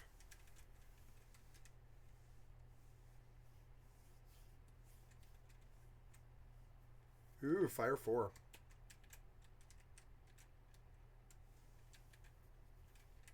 Can't wait to have Fire 4. It's gonna be fucking amazing. I love Black Mage. It's like one of my favorite things. I didn't really know. I thought I was loaded already. No? I guess not. What happened to my Eve? I guess maybe I disconnected or something. Or no, I just never got to my main logged on. I was getting that a lot of this was his interpretation, but he was portraying it as this was the game's intent. And I was like, ooh, this is weird. And I've mentioned in another video, and I don't remember which one it was, where I watched someone explain Fallout's visual style to the art director. And as a colorblind programmer, let me just repeat, I didn't have a dog in that hunt. Wow, you're colorblind? I didn't know you were colorblind. Wow, I had no idea Tim Kaine was colorblind. A colorblind programmer. Now I've heard it all. I suppose it doesn't matter for programming at all. Code doesn't have color, really. Code doesn't really have color. Color's art director thing. And, creator thing.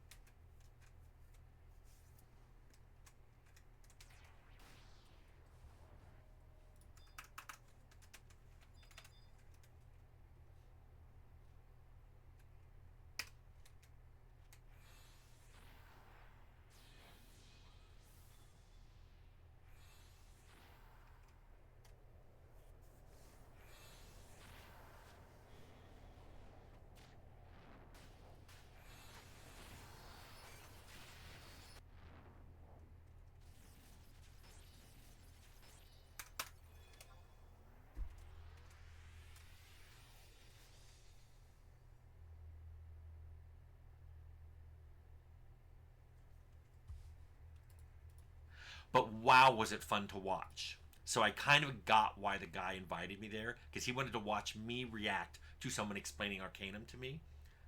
I've watched Leonard react to someone explaining Fallout's visual style to him. All of this has made me realize how much people see things through their own lens. Everybody has their own POV. I've talked about this a lot. What's weird, though, to me is I knew that.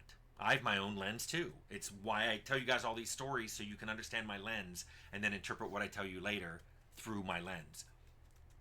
But I've encountered more and more people who require everything to fit their lens.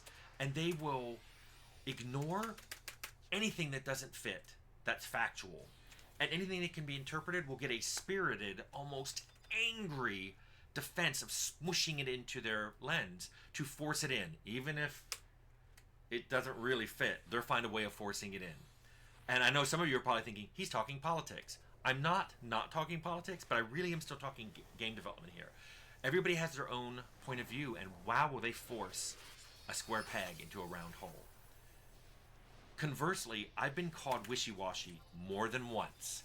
I've been told, just decide, just make a decision, more than once. Because when I'm presented with something and asked what I think, I start to give the pros and cons of it.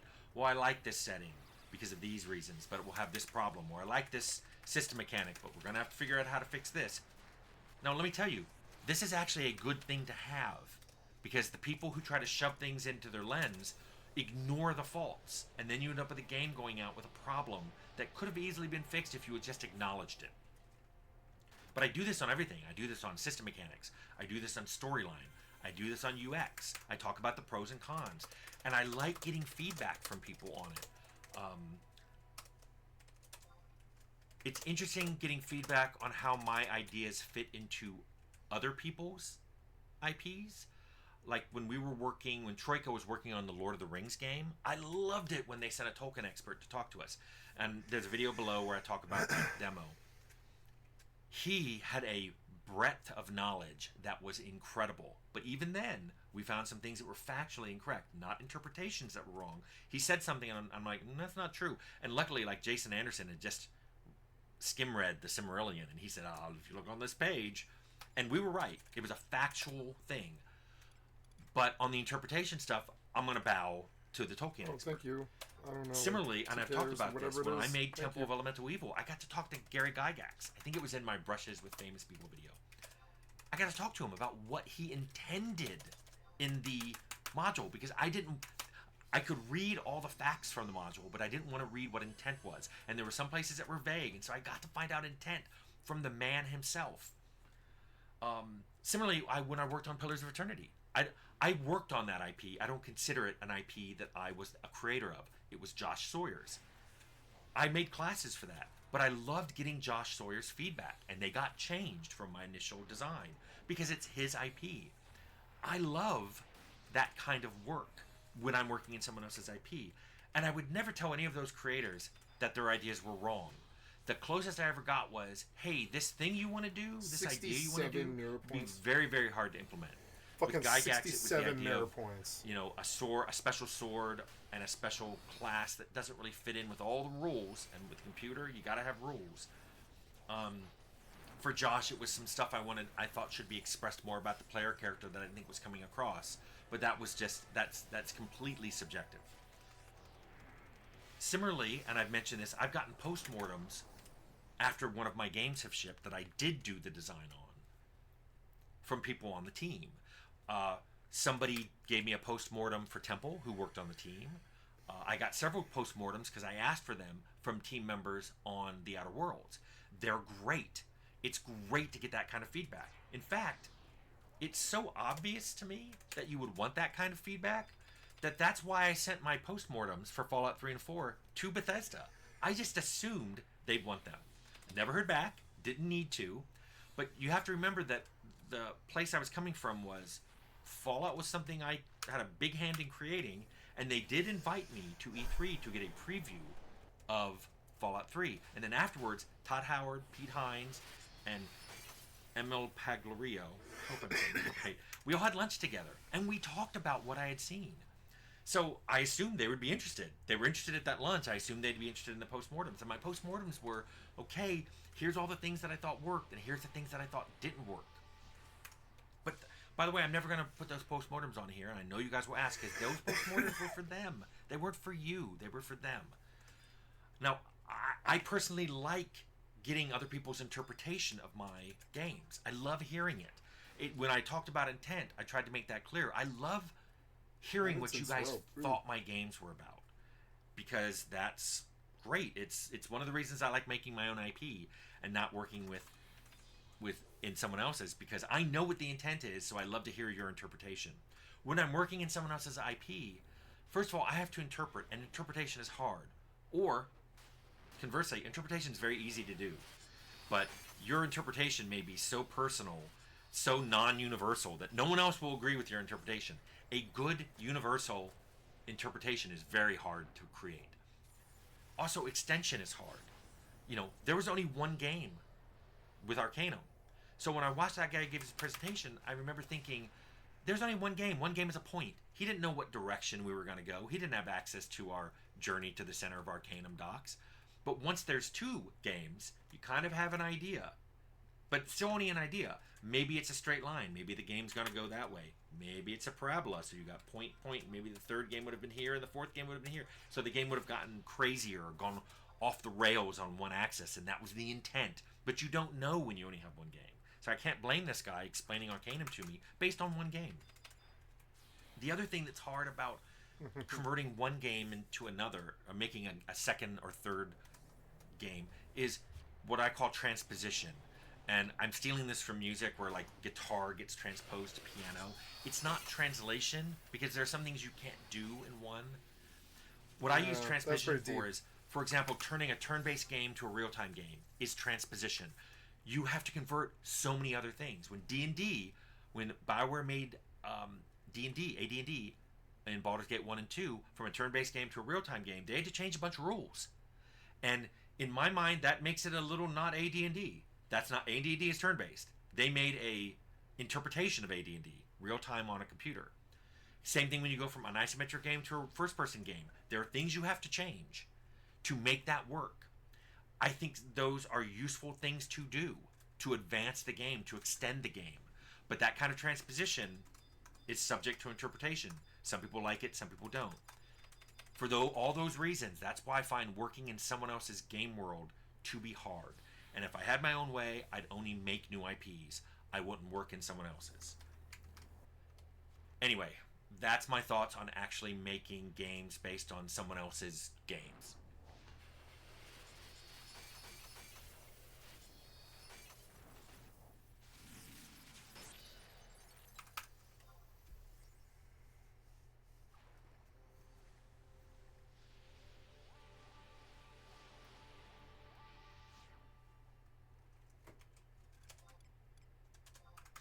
Hi everyone, it's me, Tim.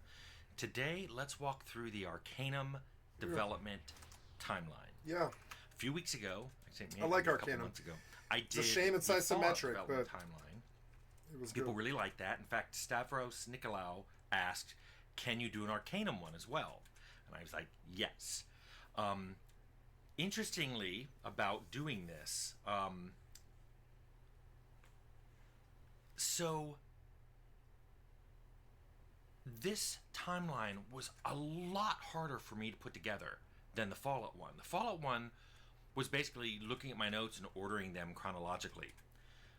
This one was harder to put together because, interestingly, and I'll talk about this later in the video, there were no distinct roles on the Arcanum team.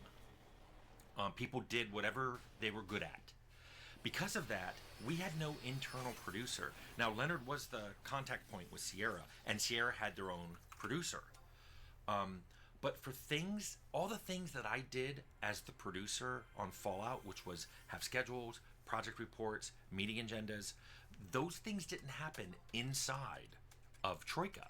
So when I was doing the Fallout development timeline, I just gathered together all the notes that I would write at home, usually on scraps of paper or whatever, and then the next day I would write my project report that I would send to the executive producer based on my notes from that week. Those things don't exist. So I had to go through a lot of Troika stuff. I have images of every Troika machine. I went through like 3 or 4 machines when I was there, and I have images of them, disk images. But it contains a lot of, stuff. But it let me dive into things like contracts to see dates and milestones and things like that. So I could put together a good idea of how we made Arcanum. There are less photos than you might expect because I didn't have a digital camera until 2003. So almost all the photos I'm going to show during this are things that other people took pictures with film cameras and either gave me a copy or scanned it and sent me a copy. So I do have a few photos to show. This video also has far more reference videos in the description than any video I've ever done. I think there's 15 of them in there. And that's because there's so much context that you will need to understand everything that I'm talking about in this video. So if there's anything if anything I say and you're not quite sure what I mean, see if there's a reference video below and watch that, because there could be an entire documentary done on the creation of Arcanum.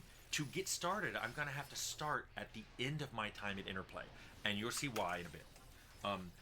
So, as I've talked about, I wasn't really happy at the end of my stay at Interplay. In October of '97, Fallout shipped. Fallout 2 had already been started by another team. Their output wasn't what management expected, so I was asked to step in and do my own. Watch the video on why I left Fallout 2. I explain all of this. But the cogent points I want to pull out, or the relevant points, are I talked with Fergus as early as November of '97 about thinking about quitting. And I think he was a little surprised. It's hard to say, but he said he wanted me to think about it. I talked to both him and Brian Fargo in December of '97, within a few weeks, again about me thinking about quitting, me not being happy. We had tons of talks about how we could restructure the team, how we could institute a royalty system. I mean, there was a ton of discussions.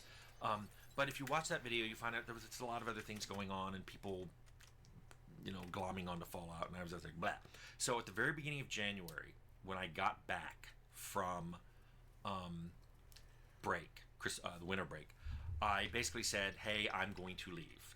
Now I had a vacation plan for the very next month, and I was going out of the country, so there's no way to cancel it, anything like that. So I said, look, I can either leave now, or I can give you a 2-week notice, but keep in mind I won't be here next week. Fergus asked me to stay to the end of January. I think so. The last day of January or the first day of February was my last day, and I said sure, because what I did in those almost 3 weeks after you subtract my week I was gone, I met with like Chris Avalone, who's going to take over a lot of narrative design on Fallout 2. Zeb Cook, who was going to come on as a designer. I basically talked with everyone who was going to step in and do things that I would have either done myself or overseen to just get everything as smoothly transitioned as possible. So, February rolls around. I'm sitting at home. If you watch the video, Leonard and Jason submitted their resignation after they heard I did. We went around together and just tried to get hired locally. We talked to different companies. There were no takers at all, which I was surprised at. I'm not gonna not give you names because people seem to want to jump on people. So, anyway, I do in one of my rare dated notes from this time, February 5th, 1998. Jason got a call from someone at Blizzard, very high up in Blizzard, who basically was interested in hiring us. But he said, look, I'm getting told not to hire you. Basically warned. Yeah, bad things are going to happen to these guys. You don't want to be involved. I have no idea what it was. Again, I'm telling you something that Jason told me, that someone at Blizzard told him, that someone at Interplay told them. This is the biggest thing of telephone game ever. However, it was weird that we were having trouble getting any job offers. I mean, we just came off what was a really hot property. In fact, I've talked about in March of 98, I got a call personally from EA saying, hey, come up here and make Wasteland 2. And I was like, I just walked away from Fallout 2. Why would I move to go make Wasteland 2? So we finally just, we were talking for, February and all of March, and we're like, this is dumb. Let's just make our own company. So on April 1st, 1998, we incorporated Troika LLC. Yes, it was April Fool's Day, which is funny. It's not just the funny part. The irony of all this is we had never planned to make our own company, but after several companies warned us off, saying, oh, we were told not to hire you, that's the way we went. We were almost forced to do it. It's ironic in hindsight. I never saw myself running my own business. So in those last few months, I've been working really hard to write a new isometric engine, to write a new version of GNOL. Mine was called TIG, which is TIG isn't GNOL. Because as any programmer here will know, the first time you write something, that's never your best. And there were so many things that I wish were different about both those engines that I was working really hard about just writing engines. Right after we incorporated, I received a lawsuit threat from Interplay. And they said they were considering suing me for collusion and economic tortious interference. I have to read that every time. The first one, the collusion, was because they said because Leonard and Jason quit after I did, I must have coerced them into doing it, or that we were working together. And anybody who knows us know we all did what we wanted.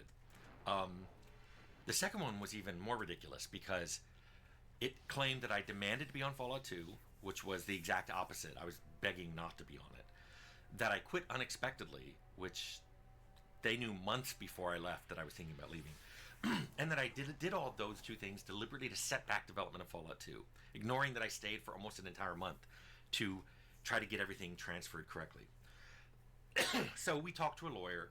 They sent a letter back basically saying, none of this is true. And we thought that was it. So I'll get back to that later. We then worked for months.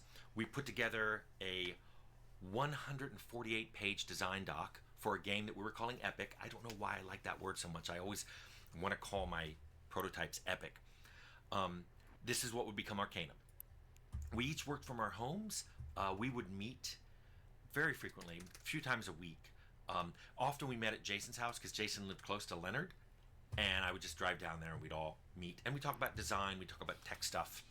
I was excitedly telling about some new things I could do with the engine and with the TIG library, because these were things we couldn't do before, but I said I'm rewriting it from scratch. There's all kinds of cool things where you can pick your color depth. You can do 8-bit games, 16-bit games, 32-bit games. You can do any resolution you want. You can ask the card what it can do and then say, give me your biggest resolution.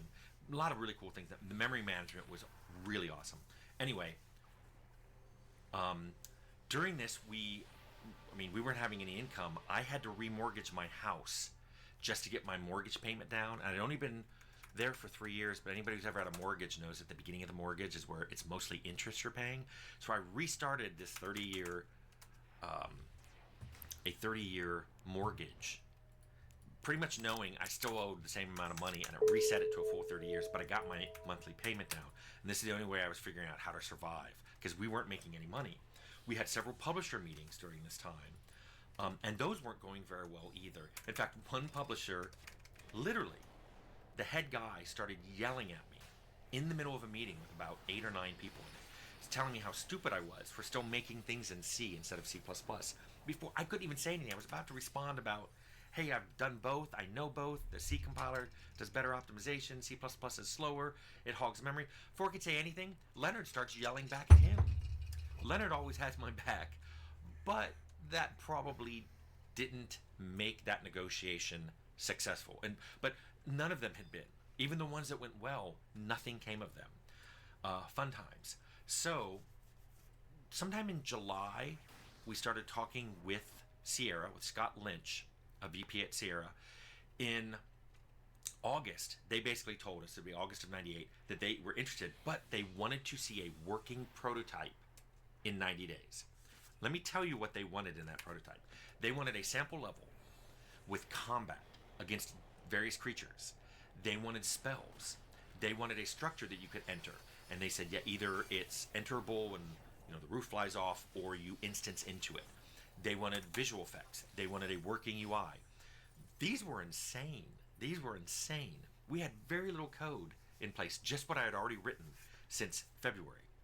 But at the same time, because I was writing that new engine and the new OS abstraction, and it was so much better, I felt like empowered. I was like, hey, this is gonna work. I've done this before. I got this. However, I had never written particle effects before, and I had decided for some reason that we needed real-time shadows. Yeah, we had a lighting model baked in the original Arcanum. So we ended up hiring Chris Jones, who was the other lead on Fallout. He would come work at my place every day. Leonard and Jason continued to work at their homes. We would continue to meet regularly, and we did it. We got them a prototype with all the things in it they wanted. And we ended up signing a full contract in October. I checked it. It targeted a ship date in April of 2000. So, spoiler warning, we didn't make that ship date. In late October 98, we rented an office in Irvine and started hiring more people. In fact, we hired almost everybody that we were going to hire. The only people we hired later were some QA people. And I think we switched out an artist at some point. But the whole game was made by 14 people. So it wasn't a lot of people to have to go hire. The place we rented was absolutely filthy, but we got a good deal. What? On it. So we had it professionally cleaned. It was nasty. It was dirty. There were stains everywhere. There were stickers all over the bathrooms. But the place had like 4 bathrooms and a shower. It was great. We did such a good job of cleaning it that the company renting it to us decided they wanted it for themselves and didn't renew our 1-year lease. By the way, side note, that place was haunted. It was weird. People had told me, some people had stayed there late and told me they heard weird noises and it sounded like people were in the office. And I'm like, I stayed late one night. I heard some noises. I heard someone laugh. It sounded like a woman was laughing in the office next to me. I went down. There was one big hallway that kind of went into U. Are you serious? I went down. There was nobody there. The windows were not openable. All the doors were locked. But when I was walking back to my office, the blinds in one room, which are inside the building, were moving. But the ventilation wasn't on. And I'm like, okay, this is creepy. The security systems detected no motion, nothing, and I'm like, okay. So I went back to my office and cranked up my ambient music, which I always listen to when I coded, and just tried not to think about that. By the way, that first office, it was the first of 4 offices we rented in the just over 6 years we existed. And that was because either they wouldn't renew it because they, like that one company wanted to move back, or in the other cases, we'd be at some place in a year and then they'd jack up the rent a lot, thinking we wouldn't move. And we're like, we already had a budget, a defined budget. It wasn't like we could go back and say, hey, we want more money for rent. So we would just move. So we moved 4 times in Really? 6.5 years. Yeah. I also make it clear, how do we make Arcanum with just 14 people? I have videos on this, but the answer is one word: tools. We made a lot of tools that leveraged what a few people could do. We had our world editor, which made it really easy to make local maps. It was much more user-friendly than the one we had on Fallout. It was also way easier to generate world maps with it. The world map in Fallout had to be generated by hand and brought into the world. Ours, you could paint a world map with terrain type, and then it would procedurally generate it. Sock Monkey Script Maker made it really hard for people to write degenerate code. They figured out how to do it anyway, but it made it harder. And then our dialogue system, which I explained we did in Excel, but we had dialogue opcodes which went into generated dialogue banks, which made it possible for a few people to just do so many things. And that's the secret to good tools. It's leverage. Also, because just a few people made all the content, our content felt very tight. It felt less disjointed than bigger teams sometimes make. If you ever play a game and it feels like one town, it doesn't feel like the other town, or the humor in one area is not like the humor in the other, it's probably because there was a big team and it didn't have as much oversight. We didn't need that oversight because we were a tiny team. Everybody knew what everybody else was doing. So that went well. Which, by the way, I should probably talk about credits at this point. Because so many people were doing so many different things, we just, as credits, said, here's who made Arcanum at Troika. We didn't give any titles. People did a lot of things. Owned areas that were quite different. The lines got blurred between what you would call a designer, a programmer, and an artist. We had artists who did animation but also wanted to write dialogue. We had programmers who wrote combat code but also wanted to design quests. Sure thing. This led to sites after Arcanum shipped. I even wrote down Moby Games, IMDb, and Metacritic all just started guessing what the roles were. Because back then, names had to be associated with roles. So I've been an animator, a voice director, and an actor in Arcanum. And I did none of those things. A lot of these have been cleaned up since, but back in 98, 99, I would go look up Arcanum, and the funniest stuff was online. Because everybody was doing this stuff at the very beginning when we hired everyone, we paid everyone the same salary. We tried to only hire senior experienced people. We gave everyone the same salary. We agreed to split royalty, and we did. That was really cool. In fact, I found a note from that time that I wrote, that I just came home one day and I wrote, I love this small team vibe at Troika. I love the TV room where sometimes we sit and eat and watch television shows together. I love the kitchen that we've stocked with free food and drinks. We even have a daycare center. Now, I didn't make use of that, but the way it worked was we provided space for it, Troika did. And then people who wanted to bring in their kids, which was fun to have your kid there with you, they would jointly pay a daycare worker. We never had, I think, more than 4 kids in there at once. Later on, when I adopted rescue dog, he made the mistake of going in there one time, and both Jason's little girl and Leonard's little girl grabbed his fur and pulled it, and he was like, I'm out of here. He never growled, he never got aggressive. He left that daycare room and he never ever returned. That's what you do. Anyway, That's what you do. As if things weren't busy enough, I agreed to co-teach a class at UCI in the spring of 99. So this would be April, May, June of 99. I co-taught ICS 180G at UCI with Professor Dan Frost. I mean, I look back at this and I'm like, how? I was so busy. Where did I think, oh, I know what I'll do. I'll teach a class a few times a week. And I have to make, lecture plans and all these things. The next year I did it again, but I only guest lectured a few times and came back to judge the project. By the way, some of those projects were so good, we ended up hiring people Troika ended up hiring people from both classes. And that went really well. September of 1999 is when I contacted Edward R.G. Mortimer, who's one of my favorite Judges Guild designers. There's a Judges Guild video linked below. He wrote The Beast of Blackwater Lake in the Book of Treasure Maps 3. I was floored by that, and you can see the video. I just loved it. So I contacted him, flew him out, contracted him, and he worked between November of 99 and April of 2000. He wrote many of the generated dialogue banks that the opcodes pulled from. So that was Mortimer's contribution to Arcanum. Also in September of 99, Sierra started doing layoffs. They were having a bunch of financial issues. They did layoffs and a bunch of cutbacks. Leisure Suit Larry 8 and Space Leisure Quest Suit 7 Larry both 8? got canceled. Of course we were they did. terrified that we were going to get canceled. We survived, and Homeworld, which was being made by Relic, Homeworld. survived. I love to think at the time, like, oh, of course they believe in us so much, and I think they did. But also you have to remember, we were a small team, and we were cheap. So I think all that helped to let us survive. And also, I just want to point out at this point, Sierra was a really, really good publisher. We loved working with them, and we would have continued working with them if they hadn't run into these issues. They gave us really wide latitude with Arcanum. Keep in mind, first-time company, making a very huge, feature-rich game, having only made one game before, Fallout. We had a complex character creation and leveling. We had branching story. We had so many side quests, because we had side quests for skill mastery. We had over 40 end slides in this game. There was so much branching. There were so many things we were trying to cover in end slides. We also, no single character build could see all of those end slides. It just couldn't happen. They gave us full control of the box covers, of the ads, of the manual. Leonard and Jason handled a lot of the cover and ads, although we did have a comic book artist named Glenn Fabry. I hope I'm pronouncing that right. He did art for some of them. It rained for like 12 Leonard talks hours about and it this in finally the part stopped. 2 chat I did with him.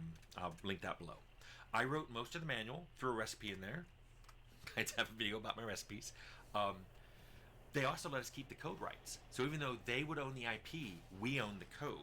And that's the code we used to do Temple. That's the only reason we could do Temple so quickly. About this time, we changed the name, the working title of the game, from Epic to Arcanum. The team talked about several names. They included Moribund World, which I think we had also considered for Fallout. Flying Monkeys, that came from Jason. I remember that one. And Remains of the Day. We finally settled on Arcanum. I don't remember who thought of Arcanum. I do know that the subtitle was because I loved subtitles, and I also loved Judges Guild modules with subtitles, and one of them had a subtitle called Of Skulls and Scrap Faggot Green. I can say that word. And I suggested Of Steamworks and Magic Obscura, and people liked it, and it got put in. And so to this day, anybody who thinks that's a bad subtitle, that's on me. If you think it's a good subtitle, woo-hoo. Sierra wanted multiplayer. Our original, and that would require real-time combat. I didn't want to do multiplayer turn-based. The original design was turn-based. So I originally had designed a connection between turn-based and real-time that was correlated inversely through action points. What that meant was actions that took more action points in turn-based would animate more slowly in real-time than ones that used fewer action points. Then my intention was to balance this correlation factor before we shipped. None of that happened. So, another spoiler, none of that happened. Real-time and turn-based were highly unbalanced. Around this time, too, we were having a bit of frustration with Sierra QA. Not that they were bad, but we were used to internal QA. We had internal QA at Fallout. It's just easier. I would go and talk to the internal QA people every day. I had meetings with the lead every week. So we hired internal people. We had 3 people. It was really hard because we couldn't give them a walkthrough. There were so many different things. But those 3 people, Scott, Sissy, and Tiffany, they worked super hard. Arcanum would have been way more buggy without those 3. April 2000, the second lawsuit threat came in from Interplay. This was to all of Troika. They claimed we stole tech, and they were upset that we claimed to be creators in an ad. Now, we redirected them to Sierra and said, Sierra made the ad. Anything you want, talk to them. Yep. For the tech thing, I let them come over with an Interplay programmer who was familiar with GNOME. I said, come on over, look at our code. Come look at it. It was different. He came over with Fergus. Fergus just stood back while me and the programmer kind of pair programmed, went through the code. I showed him all the cool things it could do, the new bit depth, some of the new cool things it could handle with Windows, because I was done with DOS, and I was also done with Apple. Apple gave us very little support on Fallout. I wasn't even intending to make another Apple game. So even though TIG was only wrapping Windows, but all the different flavors of Windows, and he, at one point, we probably spent a couple hours on it, and then he just turned to Fergus and said, "This is all different, and it's a lot better. I wish we could do some of these things." So that went away. Later, and I don't have a date on this, we got another letter, and this time I got a different lawyer. I got somebody who was friends, a really good friend of mine from college, who is now a top lawyer at one of the top 3 law firms in the country. He basically wrote a letter that basically said, "Hey guys, from now on, all correspondence is public, so you have no expectation of privacy. You send us one more letter, we send it to PC Gamer and anybody who cares. Second, this is starting to borderline on harassment, so one more letter, countersuit. And a third thing he said was, I've noticed your lawyer is sending baseless accusations of things that have already been disproved. If he continues, we will be contacting the California Bar Association." Everything stopped. So that's the last thing I'm going to talk about that. Everything stopped. Never heard anything again. So, by the way, another ironic, amusing follow-up. Interplay lost the Fallout code, and they contacted me 2 years later to find out if I had it. And I was like, I don't have it, and I proved we weren't using it. They finally did find it in an old machine, and I think it was my old machine that was still stored in a closet somewhere. But to me, I thought that was ironic that they thought I had the code. I proved I didn't use it or keep it, and then they still thought I had it. Anyway, same month, April of 2000, we did Editor's Day, which is when Sierra invited a bunch of press to preview Arcanum, and interview us at the Magic Castle up in LA. It was really cool because the president of Sierra was a magician, and you had to be a magician to do events there. So we did that. It was interesting. A gender controversy started after Editor's Day, and 2 things triggered this. One, when we were making the character creation, I noticed that the only thing that didn't affect the game was you picking a gender. And later on, I found out there were dialogues to check gender. And this was interesting too. People used to say that your name didn't affect it, but your name did affect the game. I did random number generation based off your name. I think people figured that out after a long time, but that meant everything on character creation affected the game. So we made, if you picked female, your attributes would change. One would go up by 1, one would go down by 1. But you could always just flip it back. It was no point difference. You could undo it. People got really upset. Now, we already didn't have dwarf and half ogre female models. We knew, for lore reasons, we knew we weren't going to include them in the game. However, for memory reasons, we had to toss out more. And we ended up tossing out female halflings and female gnomes. We talked about tossing out the male ones, but we had already had characters in that were male and had been written that way. And the gnome ones, for a particular reason, kind of had to stay male. So we threw out the female ones. People got really upset. That finally blew over. But I quickly learned I'm not going to do that again. I'll figure out how to solve the memory issue before I want to wade into a fight like that again. September of 2000 is when I rescued my dog from the animal shelter. His name was Cooter. He was I think he was Belgian Shepherd. We didn't know it. He was a big mutt. Really good dog. Really good dog. I would bring him to work with me every day. Super well behaved. He attended many meetings. Very quiet. Just would sit in the corner and watch what was going on. Just happy to be there. He had separation anxiety, so it was hard for me to leave him at home. My neighbors would say he'd cry and bark a lot. I'd bring him to work. Nothing. No issues at all.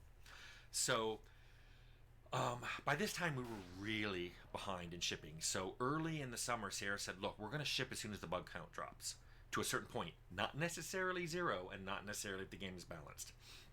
At the same time, this is when the entire development team, besides me, wanted me to switch over to the 1-point system. There's a whole video about that below. So much stuff going on. Finally, in August of 2001, they're like, we've got to be done. And they sent it off to the duplicator. Well, guess what? September 11th, 2001 happened. Our stuff had already been duplicated and shipped out, but things stopped. Shipping halted. Stores were closed. So our first month sales were really, really bad. We were all incredibly depressed, besides being demoralized over the whole September 11th thing. However, month 2, it picked up, and it kept picking up. We did really well. We got royalty checks. divided it among the team like we said we would. Everybody was super happy. We started a sequel. I've got a video about how we talked about Journey to the Center of Arcanum. Scott Lynch, who had been a VP at Sierra, he had moved over to Valve. He was the chief operating officer there, and he thought we should negotiate Arcanum 2 using Valve's source engine. We also evaluated Lithtech from Monolith, and Tim Sweeney and Mark Rain came by from Epic to show us Unreal. This was October of 2001, and Unreal looked really good back then. In fact, I think we would have gone with Unreal if it wasn't for this amazing offer to use Source. So, and spoiler alert, 15 years later, Leonard and I made The Outer Worlds using Unreal. So, the sequel, which I talked about, the Journey to the Center of Arcanum, suddenly it just was canceled. We weren't working on it anymore. They were like, nope, we're not going to do this. However, they had already bought the Lord of the Rings IP, and they had us start working on that. They loved it. They sent a Lord of the Rings estate expert to come talk to us. Everything was going well. And suddenly they said, oh, we like this so much, we're pulling it internally.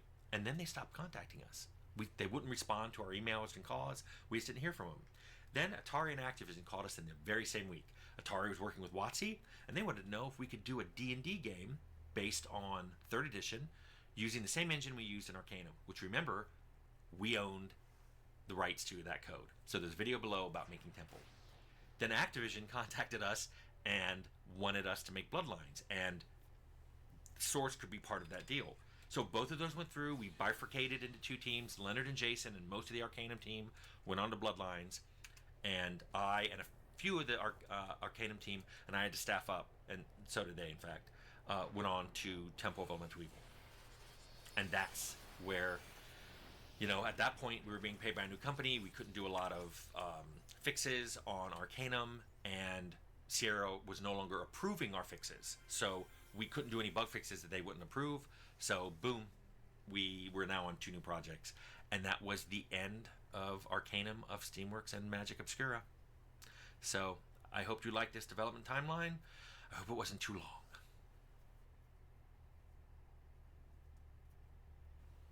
Hi everyone, it's me, Tim. Today, let's do the Temple of Elemental Evil development timeline.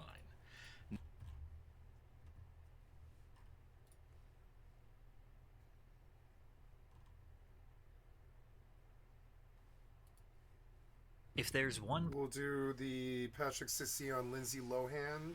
Thank you for the excellent content from my stream, Timothy Kane and Patrick Sissy.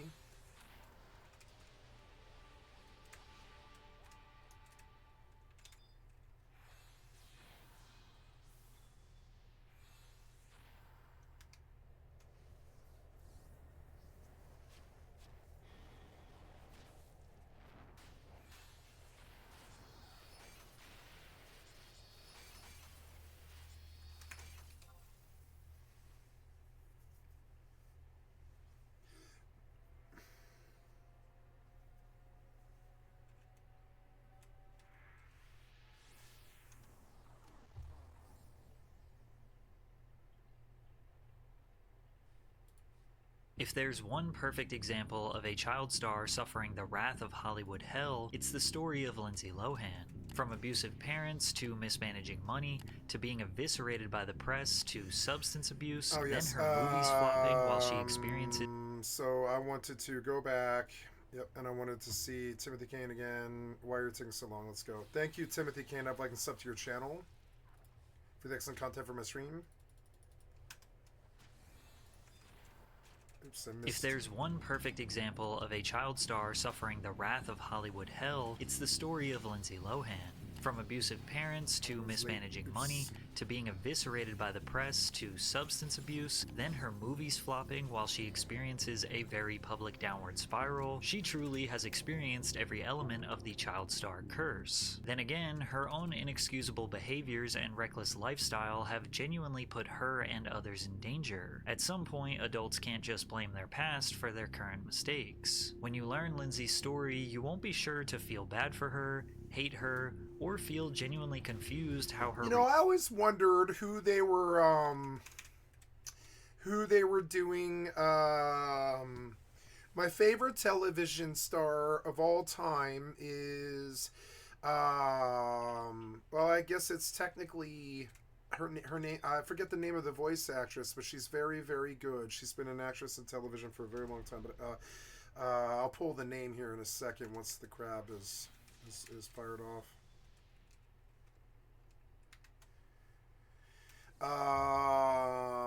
Who played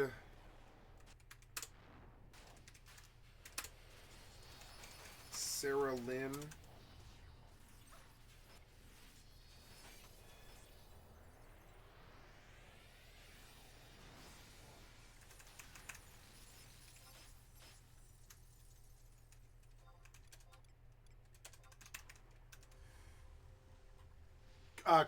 Kristen Shale technically is my favorite television actress of all time because she voiced Sarah Lynn, and I really love Sarah Lynn. Sarah Lynn just for some reason captures my fancies, being my favorite television character of all time. I love Sarah Lynn. Sarah Lynn's Sarah Lynn's catchphrase was "suck a dick, dumb shits."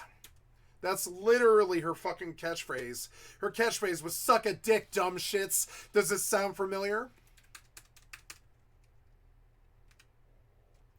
I love Kristen Shale, and yeah, she's very special. She's been in a lot of really good movies. She was in Bob's Burgers as one of the sisters. The one that sounds like a girl, not the other one. And just Kristen Shale, just really amazing. And Sarah Lynn, I really like Kristen Shale as a person and as an actress too. She's a really amazing person. And so she played Sarah Lynn, and I never really ever figured out who Sarah Lynn was lampooning, kind of. And now I know it's Lindsay Lohan. I mean, I never made the connection, but I guess Lindsay Lohan kind of is a really tragic figure in a lot of ways. Except all that money, I'm not so sure your life is tragic. If you have all that money, I don't know if you could say that. All that money and fame, I wouldn't say their lives are tragic, really. They live by the fucking, they live by the swimming pool and the tennis court. They're not, their lives are not bad. If they're bad, it's because they make their own lives bad.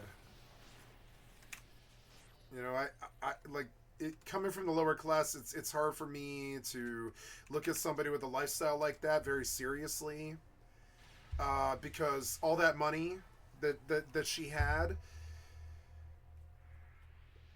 I don't know how they keep all that money. I don't know how they keep all that much money in the same place at the same time. It's kind of weird. I just couldn't do it. There's so many problems in the fucking world. I would be actively looking to solve problems at that point, which is why I don't want a lot of money, really. It's insane. I would be actively looking to solve problems all the time.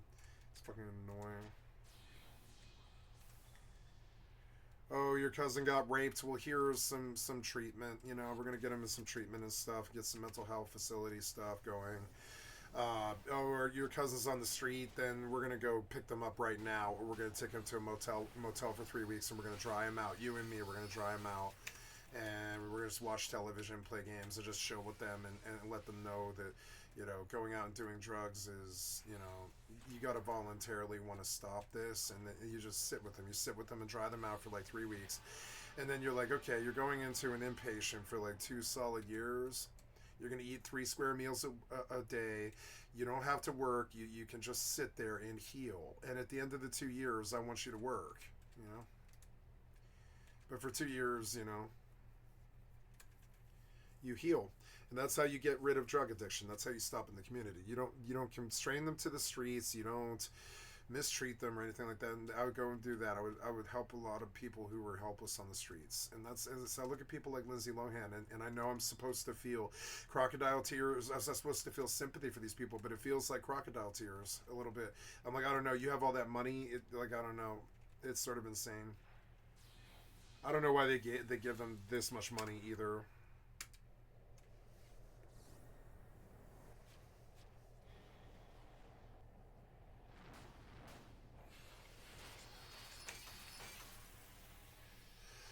One shot.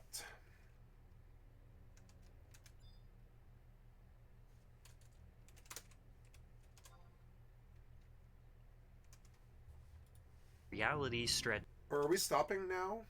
I just go. No. They're gonna rep. Okay. So far from the redheaded 2000s pop culture queen. Lindsay's story begins just like most child stars. Everything is seemingly Aw, she was a cute little girl. This was my type when I was like, I don't know, 12 years old or whatever, which just sounds weird, but when I was 12 years old, I like little redheaded girls who have freckles like this. It's kind of funny. It's weird. It's like weird when you see somebody who Lindsay Lohan is my type when she was of age. I'm not talking about like I'm not talking about this current picture at all. I'm talking about like her type was my type. I like redheads is what I'm trying to say. perfect to the public, but behind the scenes is an entirely different reality. Lohan grew up on Long Island, New York. At 3 years old, Oh, Jesus Christ, I had no idea she was from Long Island. I would have pegged her for a fucking clueless Valley girl. Lindsay's parents, Michael and Dina, thrusted their daughter into the spotlight. That's probably the problem. Probably everybody did think that she was this clueless Valley girl, but she probably is really smart. She's probably actually a really successful person, and that those images that they projected on her was probably harmful to her. She was the darling of the public for 5-10 years, something like that. She was in every Disney movie And signed her to Ford Models. she was what all the girls want to grow up to be. That's so fucking difficult. That I watched Lana. I didn't watch, but I learned about what Lana went through with it. What it means to be a female role model to the world's women. It's such a tough thing. Those people implode. They almost always implode. Sarah Lynn was about imploding after the world put all of their fucking pressure on her just for being a pop star. It is kind of insane. And they love this fame. They love the glitz and the glamour and the fame, glitz, glamour, and all this stuff. But oh yeah, they took a smoke break. Okay, I gotta go pee. I'll be right back.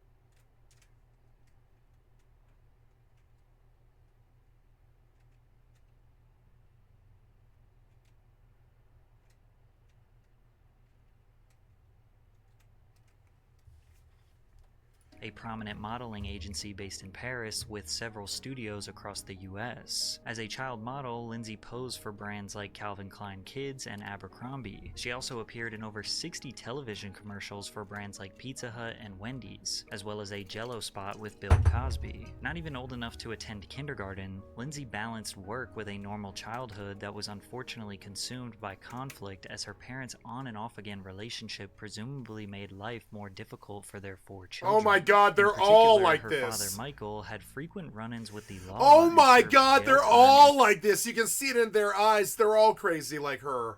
Oh no. You can see that look in his eyes. He's ready to go toe to toe in the cell like me. That's kind of crazy. He looks crazy like me. They've all got Asperger's eyes. Oh my God.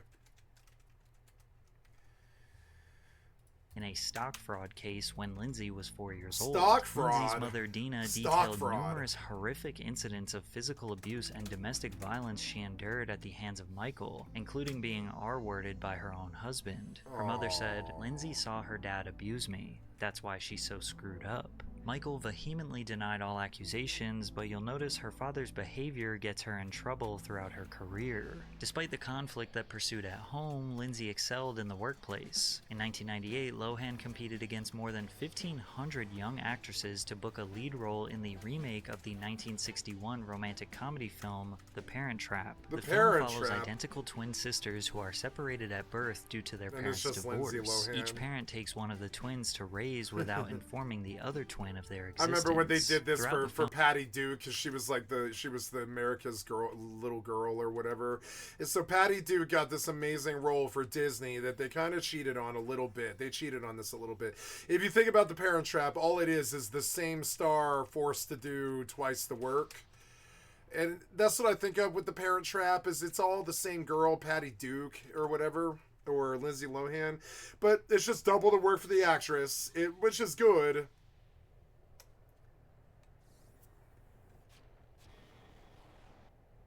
I was early, I think. Oops. That's okay.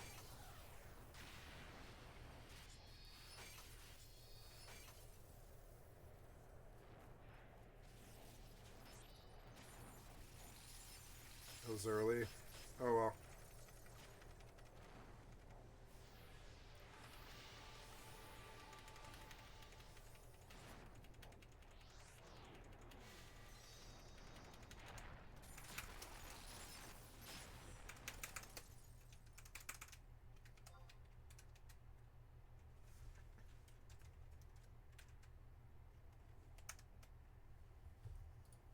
The twins accidentally meet for the first time at a summer camp in Maine. Initially unaware of their relationship, they quickly realize they are sisters and devise a plan to switch places with the aim of reuniting their parents. Because the film revolved around identical twins, each actress submitted audition tapes for both roles. I don't know if I was alone here, but when I saw this movie as a kid, I genuinely thought these were two different people. Her feature film debut in The Parent Trap not only showcased her potential as a leading actress, but earned her critical acclaim. Lohan did not just do her part alongside legendary actors like Dennis Quaid and Natasha Richardson.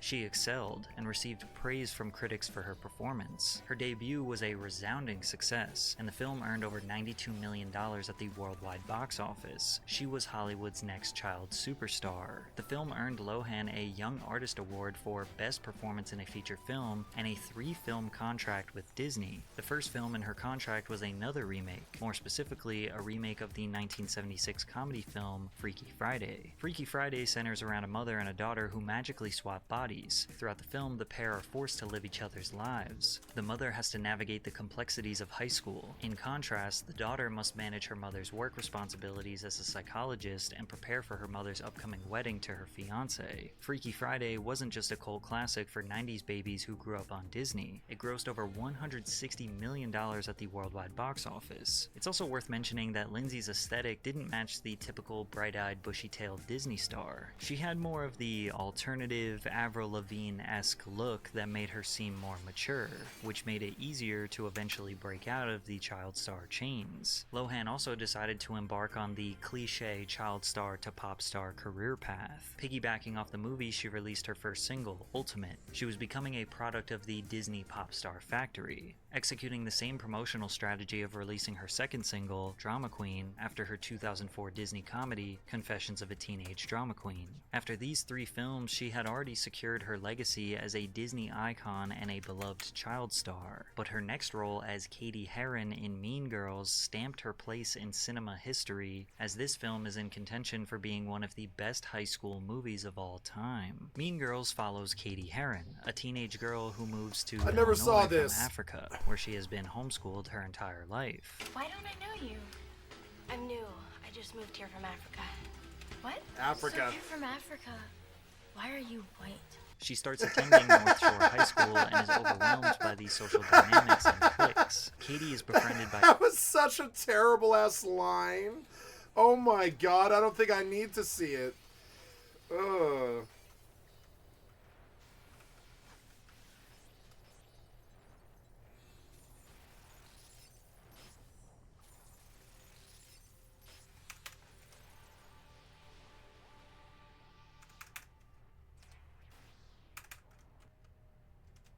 I can't move. You like won't let me fucking...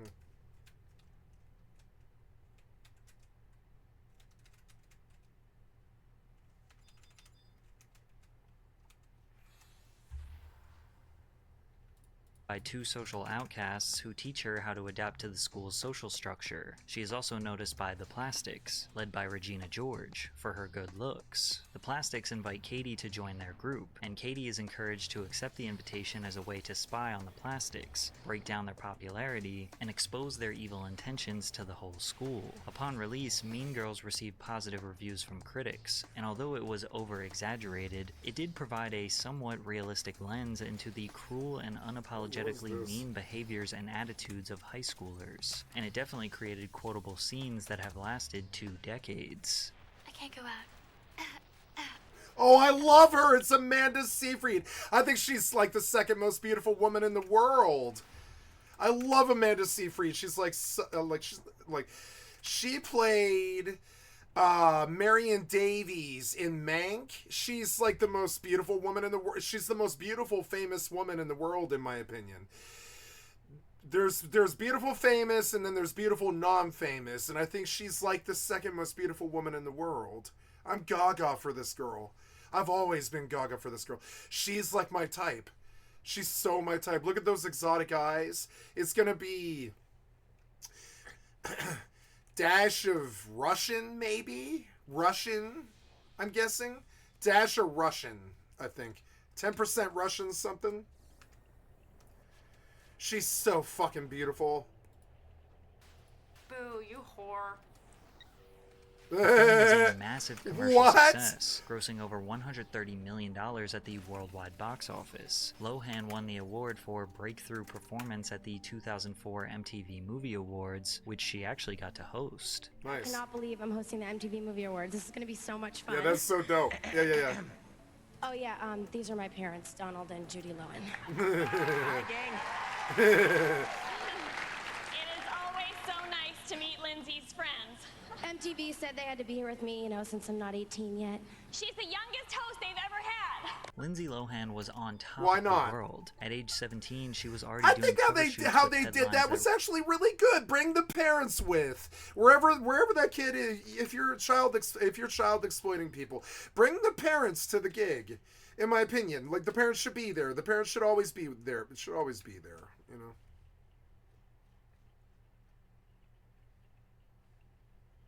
read, "Why is America falling in love with Lindsay Lohan?" Because she's the type for dudes. It's that hottie redhead like Ginger Spice. It's a type for dudes, and she was the Disney like princess, which is the type for girls.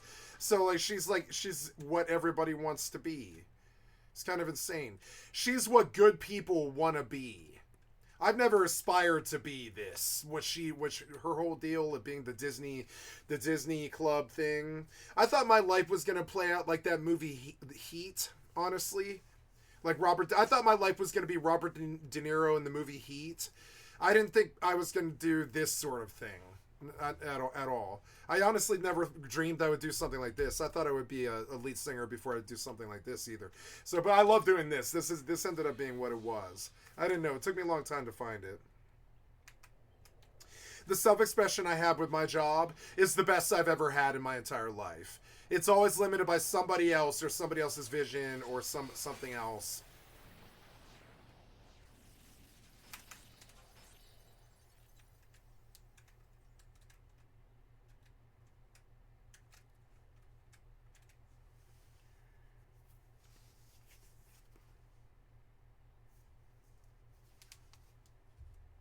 Saturday Night Live. Lindsay was in the prime of her career, and although we probably remember, Yep, she's got that girl next door, but also classically fucking like perfect, perfect 9 or 10 beautiful, and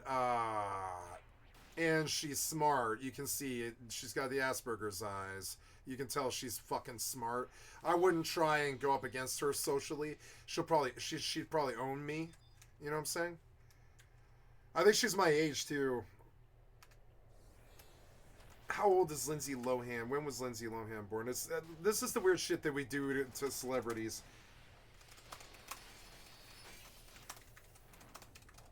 I only ask because it's a generational question, right?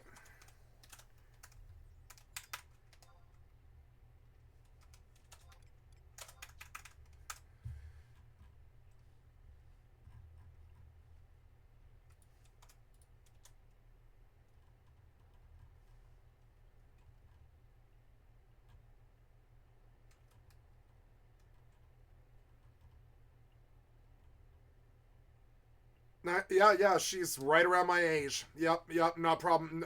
Within 2 years, let's put it that way. Within 2 years.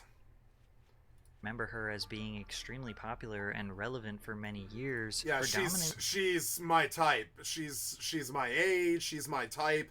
Like, I didn't feel weird, like, you know, making a comment about her child picture, because I happen to know that when I was her age at that, you know, I was born right around when she was born, so it's like, it didn't feel weird to me to talk about she's my type, because, you know, she's always been my age. I've always known this about her. She's my age. She's supposed to be my age. You know? I came up on Disney just like her. I believed in Disney. I watched it every day till I was, I don't know, 12 years old or something like that. I watched Disney like it was a fucking, like a drug. And I did Disney like they did. I did the Disney thing. I was such a Disney kid. I went to Disney World twice. I went to Disneyland out there in California. Like, you know, I was a Disney freak. I fucking love Disney. Leave me alone, you. No, I want to block this number.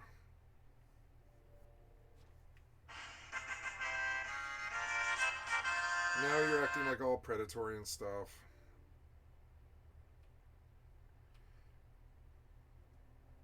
It's, my hospital. Or not hospital. No. There's this HMO that's aggressively marketing to people, and I feel victimized by them because they harass me all the time. It's so annoying.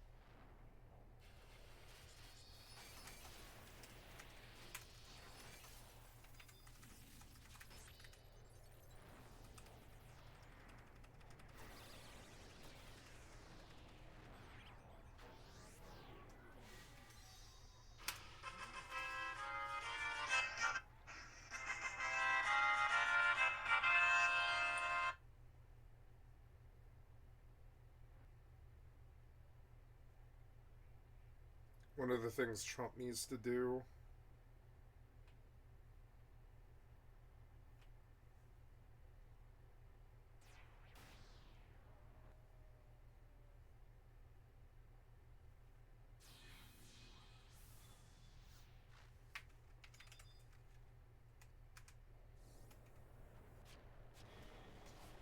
What did I do? I'm just standing here.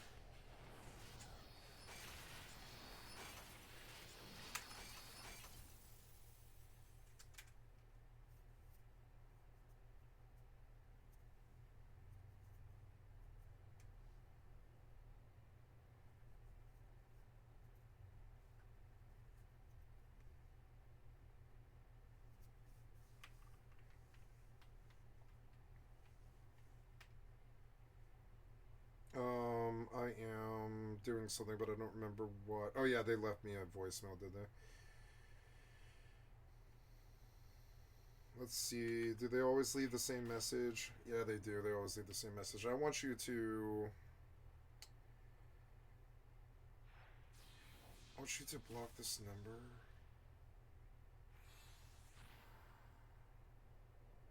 Oops, get up.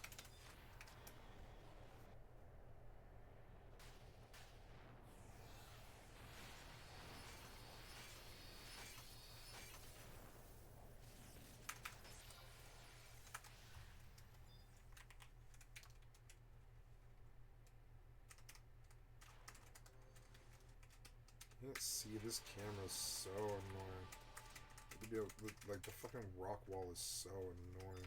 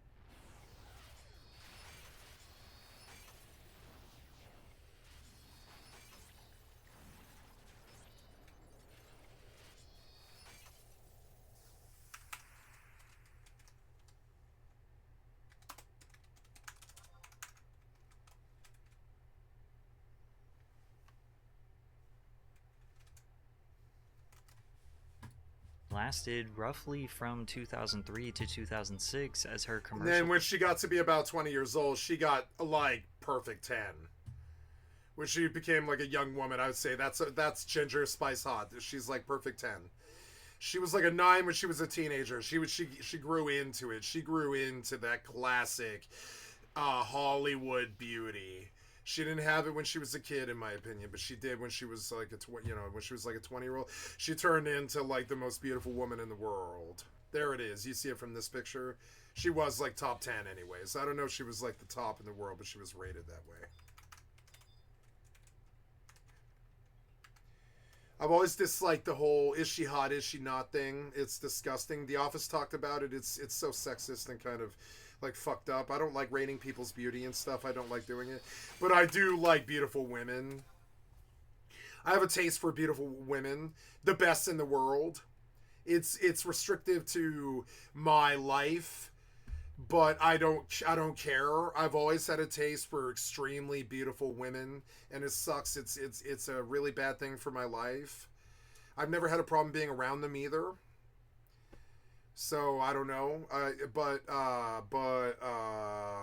yeah.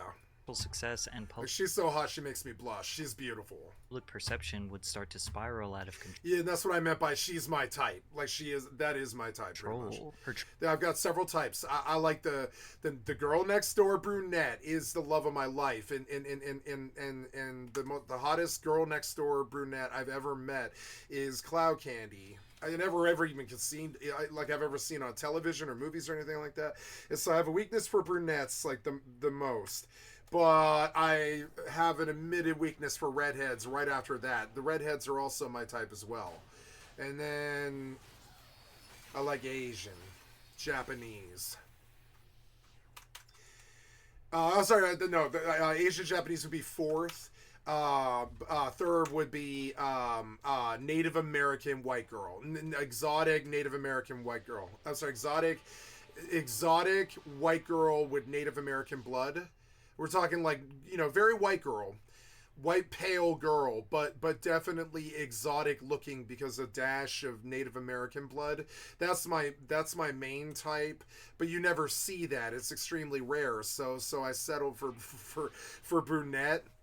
I didn't settle. I mean, I just the most beautiful woman I've ever seen ended up being in my personal life for some reason, and I don't really know why it's like that, but she did. She ended up being in my personal life for some reason, and to me, she blows Hollywood away, and she does think about her beauty all day. She watches like makeup videos and stuff, and constantly probes like stores for clothes and stuff like this, because she is up there with Lindsay Lohan. She's fucking beautiful like that, and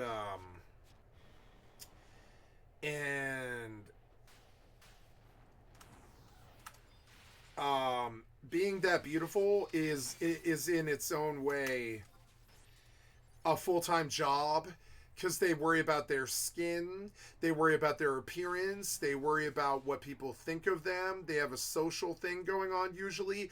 They have but not always. They have time in the bathroom. To get out of the shower takes 2 hours. And I mean, they primp and they pamper and they worry about their bodies and their skin, and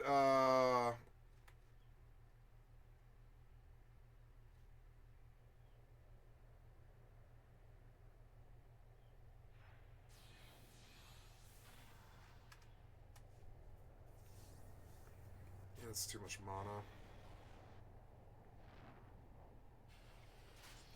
Resist. No, wait, early. Was that early? I don't know.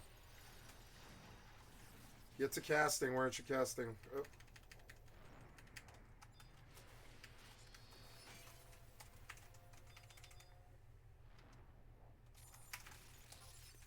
Nice, the freeze finally hit. He killed it. Yeah. Yeah, yeah, the freeze is good. Yeah, maybe the freeze is good. I mean, it's expensive, but it's, I liked it.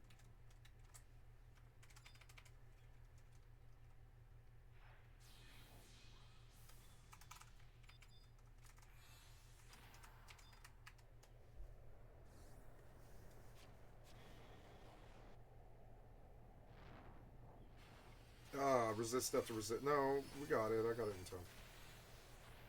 I was early. Oh, damn it.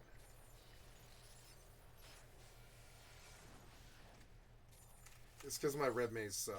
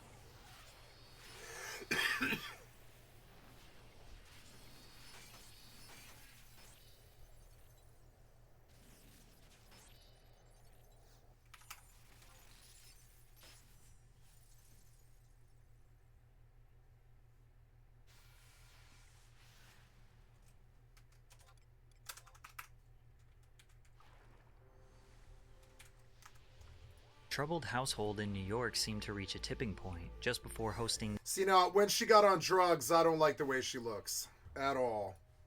You can see it. When she started doing drugs, you could immediately see it. Her parents probably went crazy. They were probably so mean to her. You can see the minute that she got on drugs, she immediately started not looking as good at all. That's what happens. That's the thing that I tell girls when they want to get high. They want me to get them high. Is, yeah, getting high, it'll ruin your skin. They don't ever tell you that on the commercials, but they should. They do.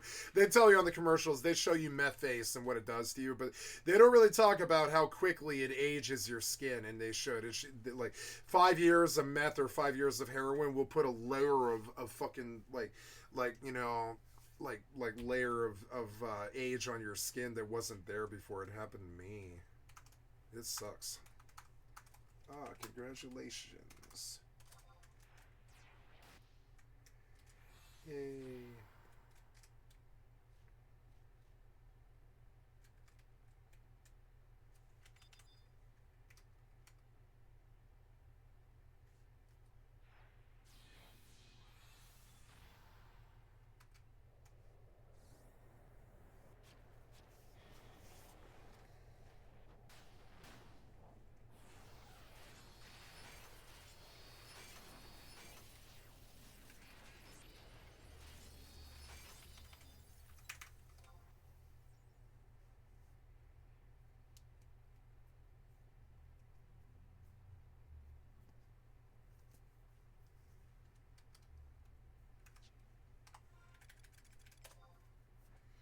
I am 4K from level.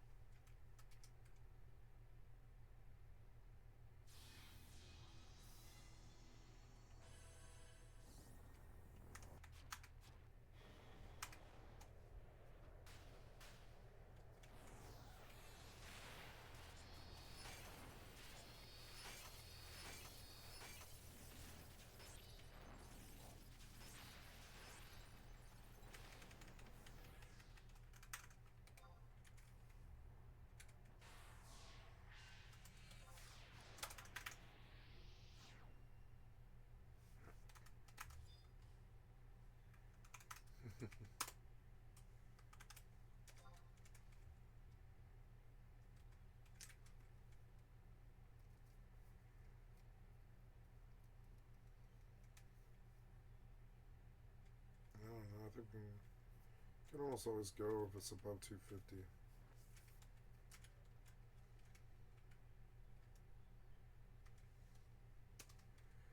Like, what's Blizzard 3? It's like 120. Yeah, that's really cheap. Wait, 120? That's it for Blizzard 3? Is that right? Yeah, it is. That seems cheap to me. The MTV Awards, her father, Michael Lohan, age 42, was accused of striking his brother-in-law, Matt Sullivan, at a first... He punched his fucking sister's, like, husband or whatever. Oh my god. reunion party at the Because they're all living off of like Lindsay's money and stuff. Oh my god.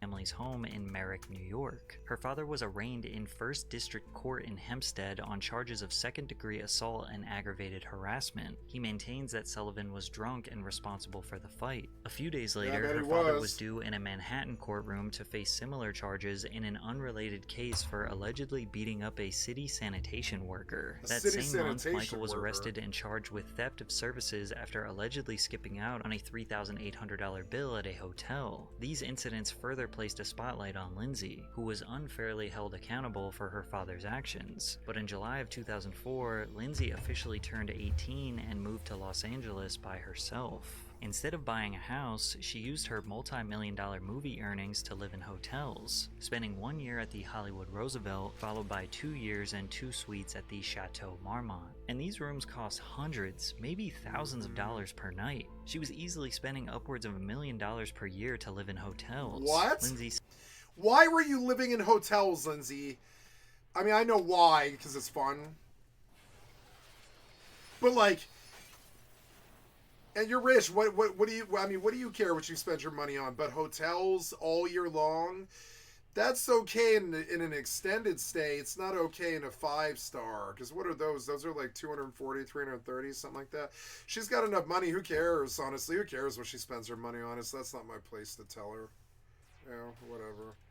Just like years of hotels. You think about how wasteful that is. That's so wasteful. I am so fucking happy when I get the chance to stay in a hotel. Like, I'm going to do it this year in the summer, I think.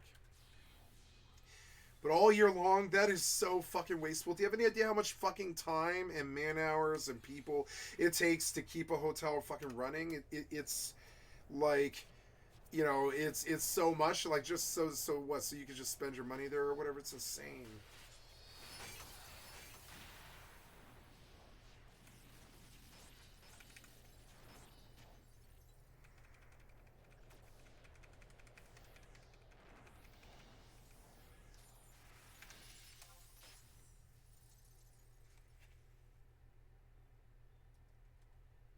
I love being a caster. It's so fun. I'm bad at it, but I don't care.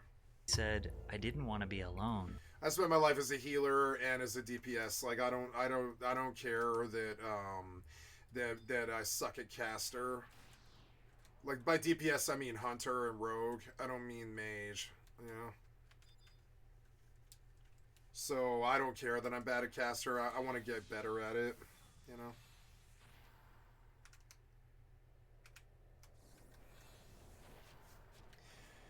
I think I'm okay when you consider the entire Final Fantasy XI community. I'm probably one of the best in the world.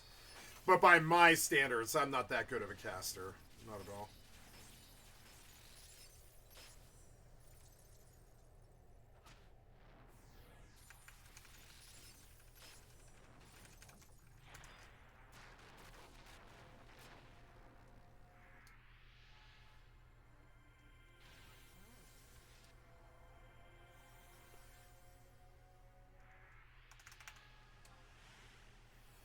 Oops.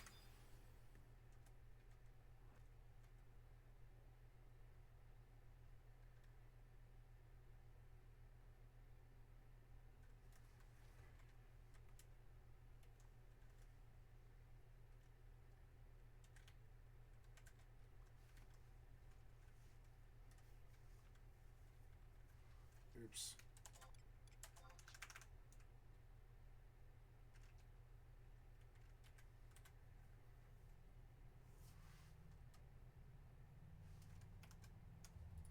So whatever I needed, I could just go downstairs and there were people there. She now recognizes the... Yeah, like, but you can't live in, just do Airbnb or something. Airbnb is better than hotel. Well, it's not anymore, but back then, Airbnb was better than hotels. You could book a whole month for like $1,000 or something, you know? Like, that's a lot better than fucking... Back then, you could get like a whole Airbnb for a month for probably like $2,000, something like that. That's so much cheaper than $200 a night or whatever. That ends up being, I mean, that's like $6,000 or something.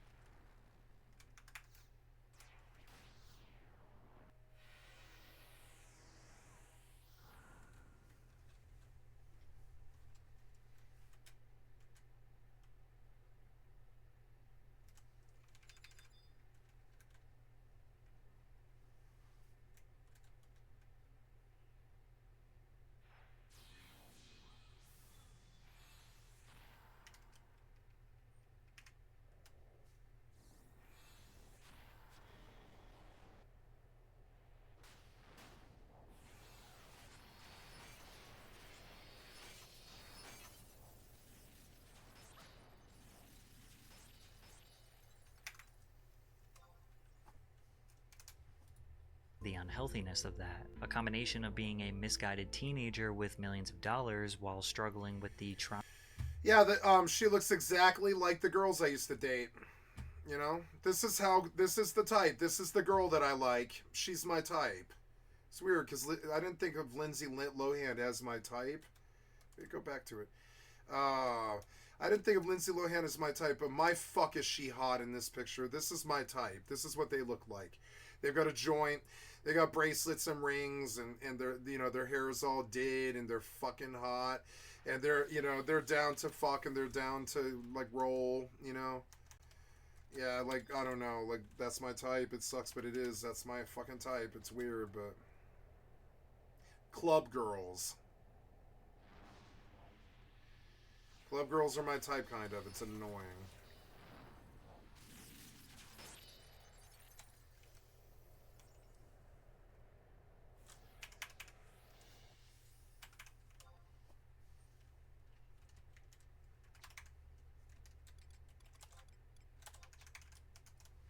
Trauma of her parents was a recipe for disaster. The early 2000s was Thank you, also Patrick notorious CC, for for the excellent sexualizing contribution. young female stars. A Brenty and Medicine. A Brenty and Medicine. A Brenty and Medicine. The magic isn't happening. I'm going to disagree with you. 1 month after her 18th birthday, she Wow. That was a bad joke. landed the cover of Rolling Stone with the headline, Hot, Ready, and Legal. Yeah, Sarah Lynn was a complete lampoon on Lindsay Lohan. I had no idea. I really like that Raphael guy who did BoJack. He's actually really good. His commentary is so good.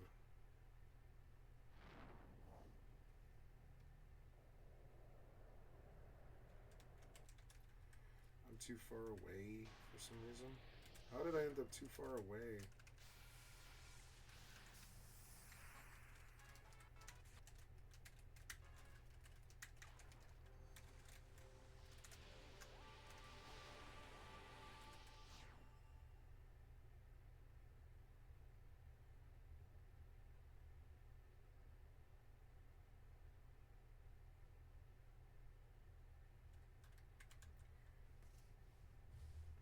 My fuck, she was hot. Yeah. After she turned 18, she immediately began doing scantily clad. Oh my god. She got so hot. See, oh my god, yeah. And then she grew into the full perfect 10. Best in the world. Cloud Candy's more beautiful, but it's a different style of beauty. It's hard to say that it's better or less or more or less. It's just a different type of beautiful woman, you know?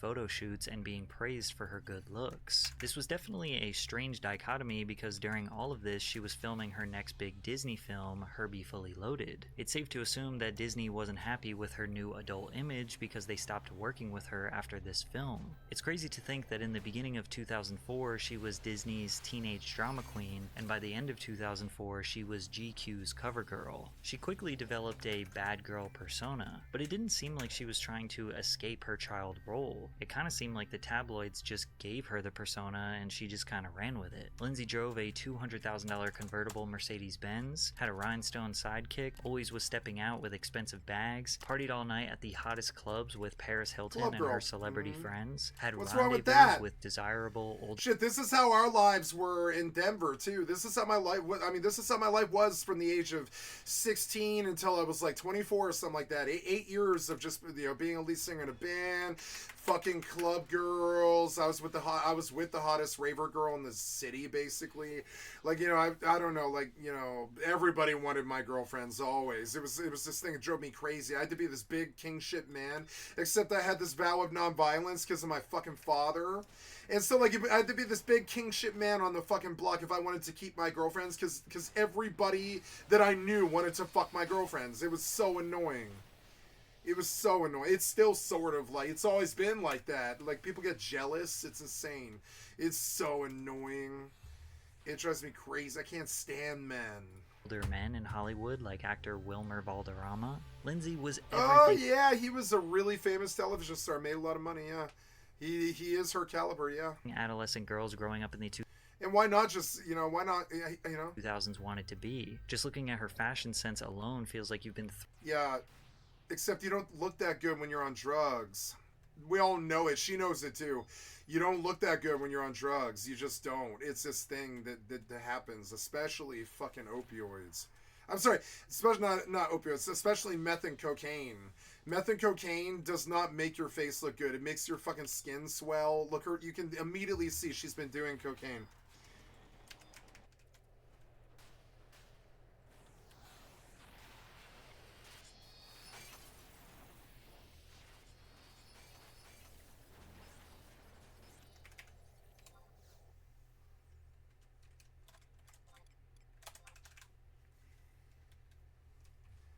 You can see she's been doing cocaine. You can see it has swollen her cheeks, and she's done things to her hair that she shouldn't have done, and now she's dyed it like 4 different colors, and she's been staying out on the weekends and stuff, and she's got bags under her eyes, and she's got too much concealer and all this stuff. And it's like, when I wake up in my makeup, it's too early for that dress.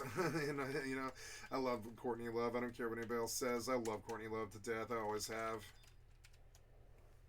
But yeah, cocaine is not a good look. It's never been a good look. Heroin's better than cocaine, but it... Oh, no, no, no.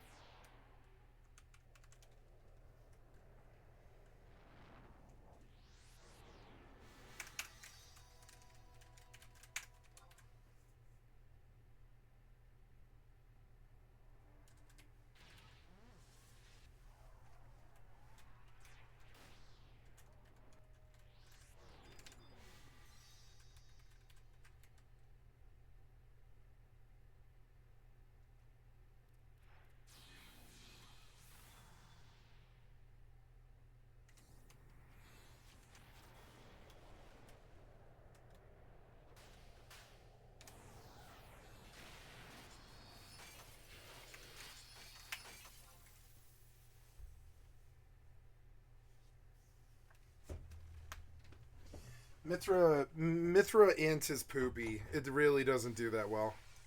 It's annoying. Like, Mithra Summoner's definitely probably better damage than Black Mage. Mithra Black Mage, kind of, because it doesn't pay the fucking intellect cost that the Mithra does. Doesn't matter what race you are when you're Summoner, because... Well, I mean, it matters if you're Taru, because it has better mana, but if you're... Any other race, doesn't really matter what it is, because most of your damage comes from your pet, which is fine. I think that does scale with intellect, however. So, Mithra's just not the best caster. I'm definitely a really good melee, but I'm not good at magic that much.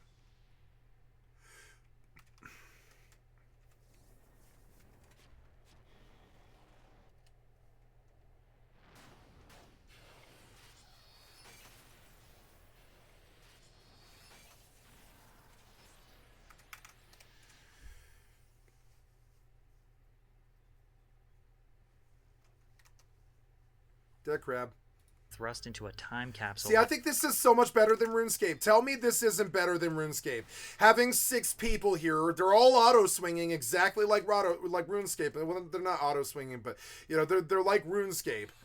And, and the game is like RuneScape in respect that everything has an auto-swing. The pet's auto-swinging, the crab's auto-swinging, everybody's doing RuneScape stuff. And so it's like playing RuneScape with 6 people. It's the best game ever made. It's always been the best game ever made. It's so good.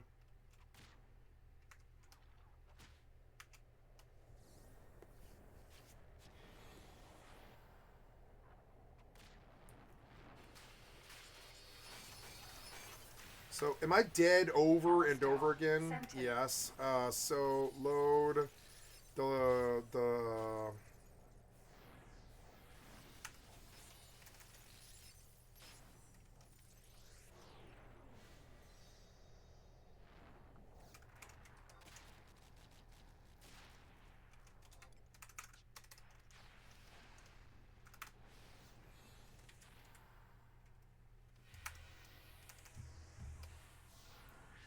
Oh boy, I hope I have a save that isn't overran. I think I quick saved after I lost my ship. And that won't be the end of the world. But I mean, it sucks. It sucks. It's like a 500,000 loss or something. I don't really want that. But I think I've now waited so long that it's auto saved over because I've been playing this game. It's auto saved over when I was safe, which is annoying. Every day I should do a individual save that I can just reset the day's progress if something bad happens like this. Oh no! Oh no! I'm okay. I'm okay. Oh thank God! I'm okay. I'm okay. Yeah, save.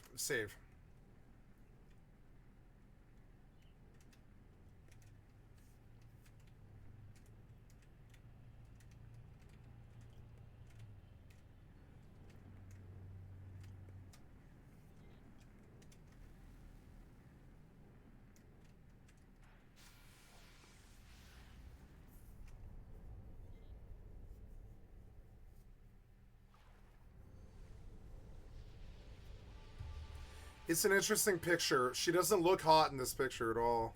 Back into the early 2000s. She looks like somebody you would meet in a bar. It's weird. She's a beautiful woman, but it is, but she looks, now in this picture, she looks like a 7, which is weird. She dropped down the chart. She got older. It happens. I understand. I can relate.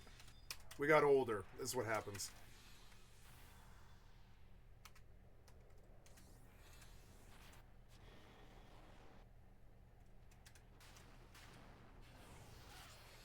Everybody went through a drug phase. Everybody did. It's annoying. Everybody went through a drug phase. It's unfortunate. And she did not give off the vibe that she was trying too hard. She just had it factor to compound. I can't believe I've got like 2 levels in this party. It's actually so good. I like, it's such good forward progress. I'm gonna get higher, and I can kill these elementals easier. They do less damage to me. Yeah, I don't need XP from melee or sorry, from leveling anymore. I just need it from parties. I'm level 68 now. This black mage came up so quickly without really trying at all. Okay, so where are we going? We're at the Magic Dust Factory. Very good. I now like that idea. I'm going to start saving an individual game slot here. Oh, look, I've never made a save game. That's insane. Oh, yeah, are we up? Oh, yeah, they're about to pull, huh?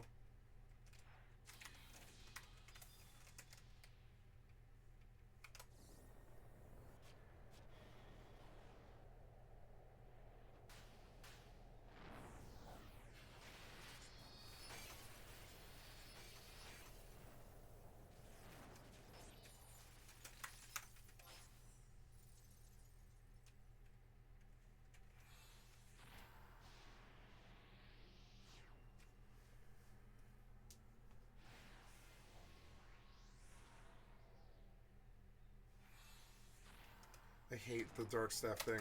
It's so annoying. Oops. Ooh, magic attack bonus. Ooh.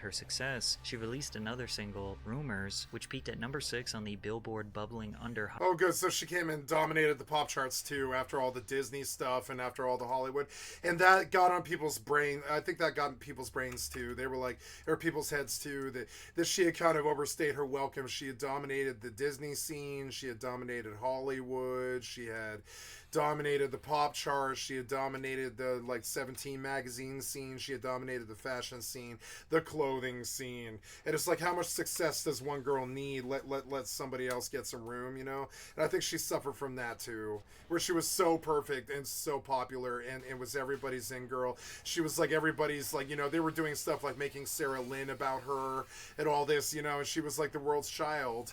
And I like, but at some point, like, let some other women get some prestige. She came, and every time she did anything, she was top 10, whatever it was. I don't know what that personality is. I think it's luck, honestly. I believe it to be luck.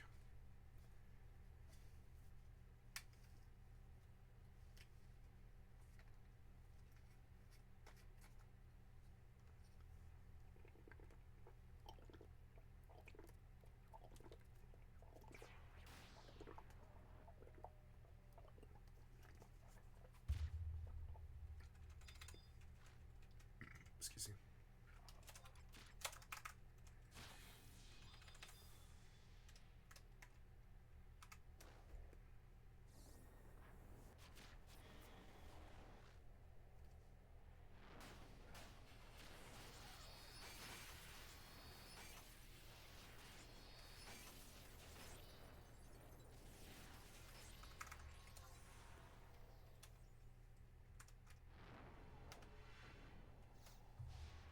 Hot 100 chart and would go on to sell 500,000 copies. Her debut album Speak would go on to receive a platinum certification. She looked better there. She looked better there. She looked better. She got clean and she focused on an album and stuff. And it was probably a really good time in her life. She probably had her kid.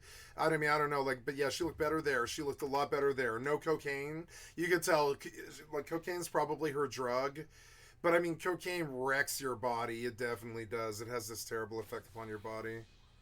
Some girls can, like, look better after they do cocaine because they're, they have sort of like a girl next door sort of like more like standard body. So cocaine makes them, like, supermodel cheek thin for a little while. So some girls go through a cocaine phase and they are better for it. They get more beautiful. Other girls, like, especially if you continue to do it.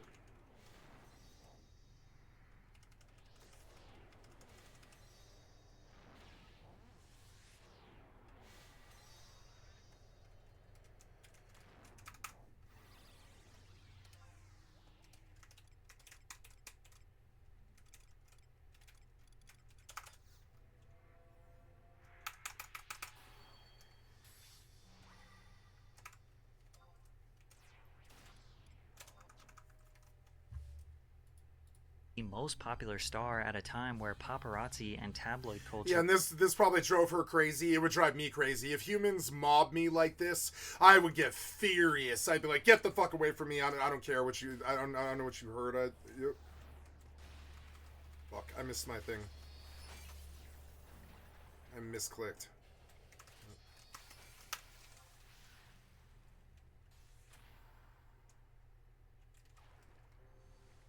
Misclicked. Oh yeah, so we're going out to Maja Snails or whatever.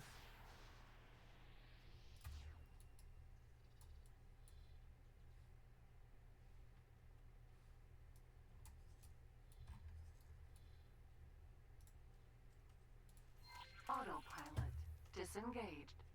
God damn it. Ah. Keep misclicking. It's fucking annoying. was at an all-time high. They swarmed her like flies everywhere she went, shouting random questions at her, trying to get her to slip up, hoping to capture just one frame of her looking disheveled or messy to have a cover story. One time she even crashed her car trying to escape the paparazzi, only for them to spin the narrative on her and blame her for driving recklessly. Yeah, but I mean, if you were being pursued by all the hordes of the masses, you would run too. It's scary. You think they're gonna rape me. They're gonna rape me. They're gonna grab me. They're gonna rip my panties off. They're gonna sell them on eBay. They're gonna rape me. I see the horde of masses coming at me like that. I'm running. When it was like her, I'm gonna run. I don't care. I don't care what you say. Actually a member of the paparazzi who crashed. She didn't care what they said, probably. She was like, nah, you run too. If you saw like 100 people coming at you like that, fucking like they wanted to tear you apart, they need pictures and they want to touch you and they want to steal things from you and sell them on eBay and shit like this and all this. And yeah, and you just run, because that's terrifying. It is terrifying. I would run too. I don't like celebrity, kind of. It's, to me, a really scary thing.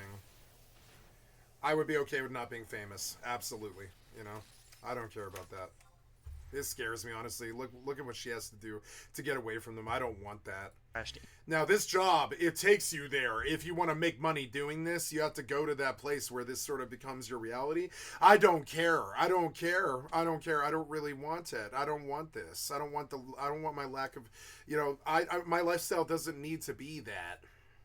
Into her car trying. She wanted it like this. I could never want it like this. I thought I would have to deal with this if I became a famous lead singer. And I was like, oh, but that's the shitty side of the job. I looked at it the way Kurt Cobain did. He was my main influence, you know, is that it was a curse. To get a picture of her. Her physical. He didn't want the media telling him how to raise his children. He didn't want the media fucking telling him that he couldn't do drugs. He didn't like the media. I don't really either. I don't really like the media kind of. They're okay.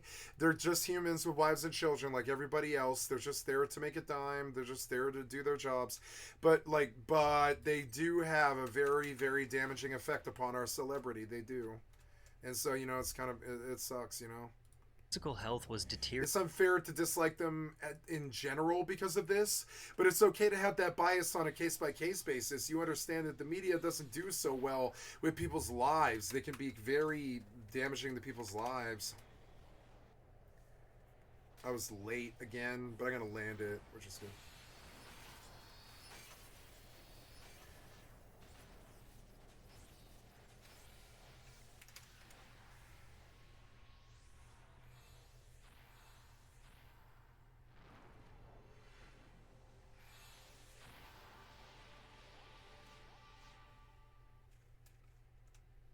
We are.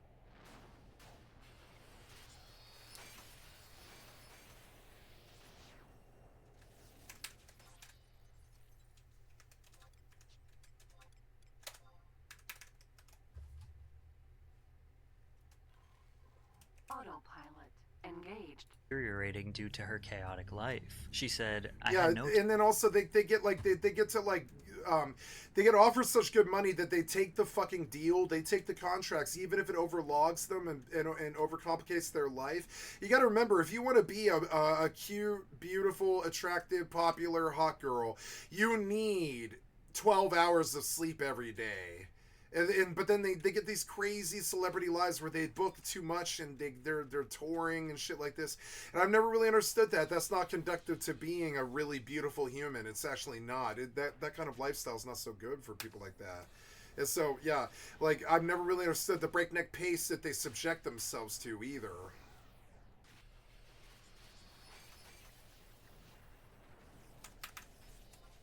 I need a haste ring now. Maybe. I don't know.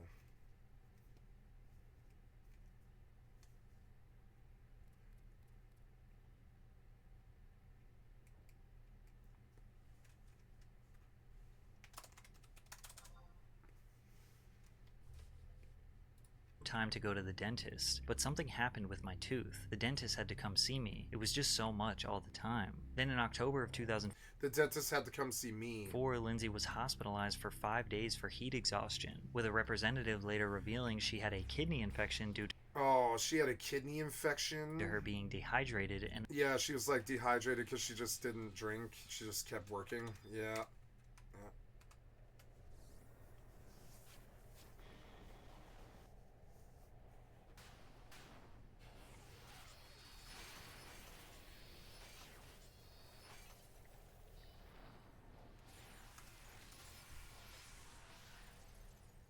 What do you have for me, lower life?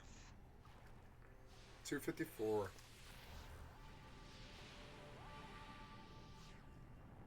If you are lucky, I may allow you to drop the cargo. Shut up, you.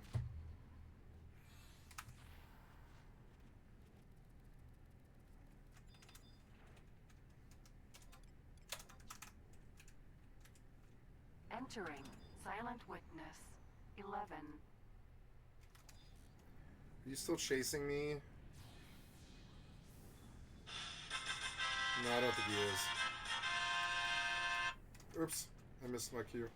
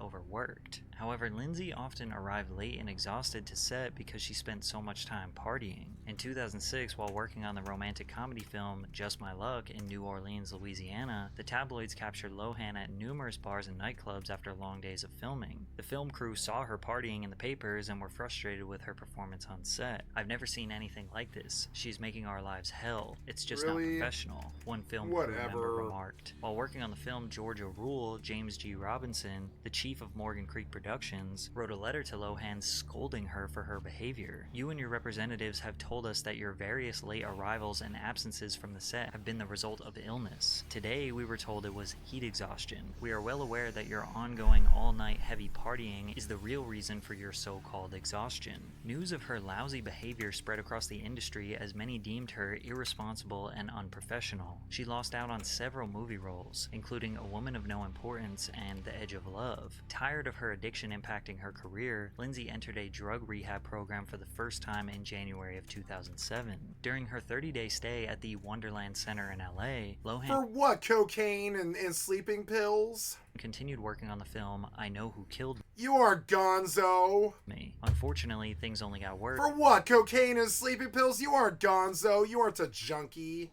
On May 26, 2007, Whatever. When Lindsay lost control of her Mercedes-Benz and struck a curb in Beverly Hills, California. She was promptly arrested on a misdemeanor drunken driving charge. Why are you driving yourself ever? Why are you driving yourself ever? You need to pay somebody.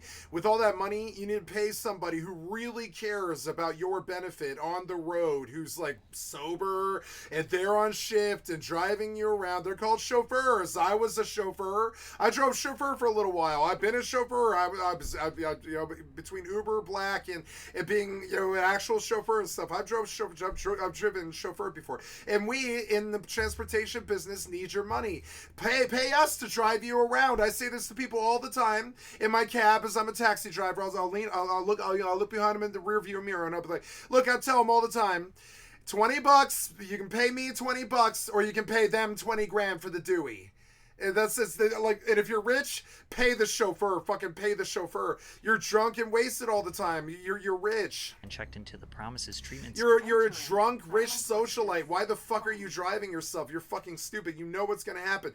The paparazzi are gonna mob you, or you're gonna get caught for a Dewey or a possession, or worse, get pull over, get in a car crash, and then catch a Dewey and a possession and get triple fucked. Then your career's over. If you get in a car car crash and catch possession and Dewey all three at the same time, your career ends. They're like, we can't trust the Disney princess if she's out drunk driving around on cocaine and shit like this. You know, and so like, why the fuck are you driving yourself? You're fucking stupid. When I made it to the fucking $2,200 a day level, which is way less than what she makes a day just per capita, you know. When I started reaching like the $2,200 to $2,600 level, I was able to hire a fucking driver when I was a drug dealer. That, I mean, honestly, it's not that, you know, I didn't pay him like much. It was $20 an hour. But I mean, like, yeah, I could with my job afford to pay like that dude $160 of the $2,200 take every day or whatever, just so I had safety and I could smoke meth and while he drove around and stuff, you know, and it was literally like that. Like, I literally had I paid a driver before because I was terrified of getting pulled over in possession. Now, when they roll us, he's on the job. He's a professional. I'm paying him, and you know, and he to be sober. So when he shows up to shift, he's dead sober and he's ready to drive, and he's scared of us getting drug charges and stuff. So he's obeying every traffic rule and all this stuff. And I did keep him on for like 3 weeks and stuff. It got to be too expensive, but I did keep him on for like 3 weeks. Like when I could, I did that for him. He needed help to pay rent, so I helped him. I paid him to be my driver, and I was like, yeah, be our driver. And he drove me and my friend A around all over Denver. I was like, hey, guess what, A? And she was like, no shot. What? And I was like, I got something really amazing. She's like, what? And I was like, I got us a chauffeur. He's a sober driver. He's going to drive us around for $20 an hour. And she was like, no shit. And I was like, nope, he is. He's going to drive us around for $20 an hour all fucking day. He doesn't care. He'll sit in the fucking car. You know, he'll stay sober. If they roll us, we say he's our professional driver, and we're sober. Sorry, he's sober, and if we're wasted, it doesn't matter. He's our professional driver. He's sober, and they have no reason to search us, right? Like, searches have to do with what's it called, probable cause, right? And when they ask, can we search your car because he's young or whatever, we say no. He's a professional driver. Here's the contract. We pay him $20 an hour. He's sober. No, you can't search our car. You have no probable cause. He's a sober driver unless he gets us in some car accident or something. You have no PC. You have no PC to roll us. And I felt this. I told her, I was like, they'll never search us because if they ever roll us, we say he's our professional driver. I pay him $20 an hour to stay sober. No, you have no probable cause. You can't search us. No. And she was like, that works. And I was like, yeah, that works. If he's a paid, sober, professional driver, they have no reason to search us, not unless he rolls the car or something like that. No, they have no professional reason to search us. And that's why you hire taxi drivers. I was like, that's why you hired me. That's how you end up being friends with me, is you knew that the taxi driver never gets rolled. Taxi drivers never get rolled.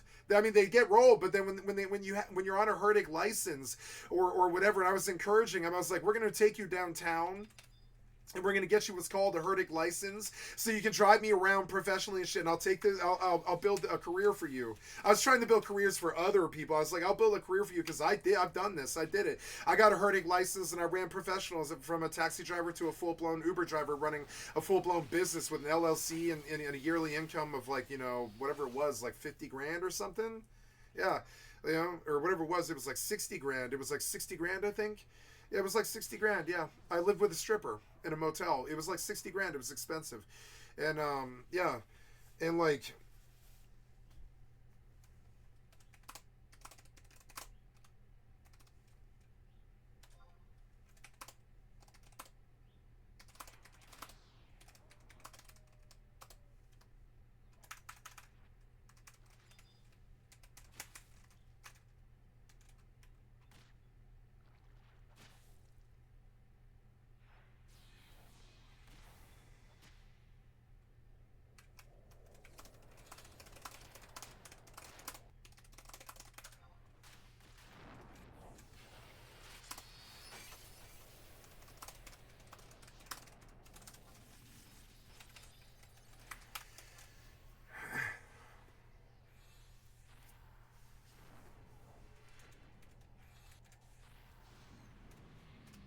Entering system. Heretics End.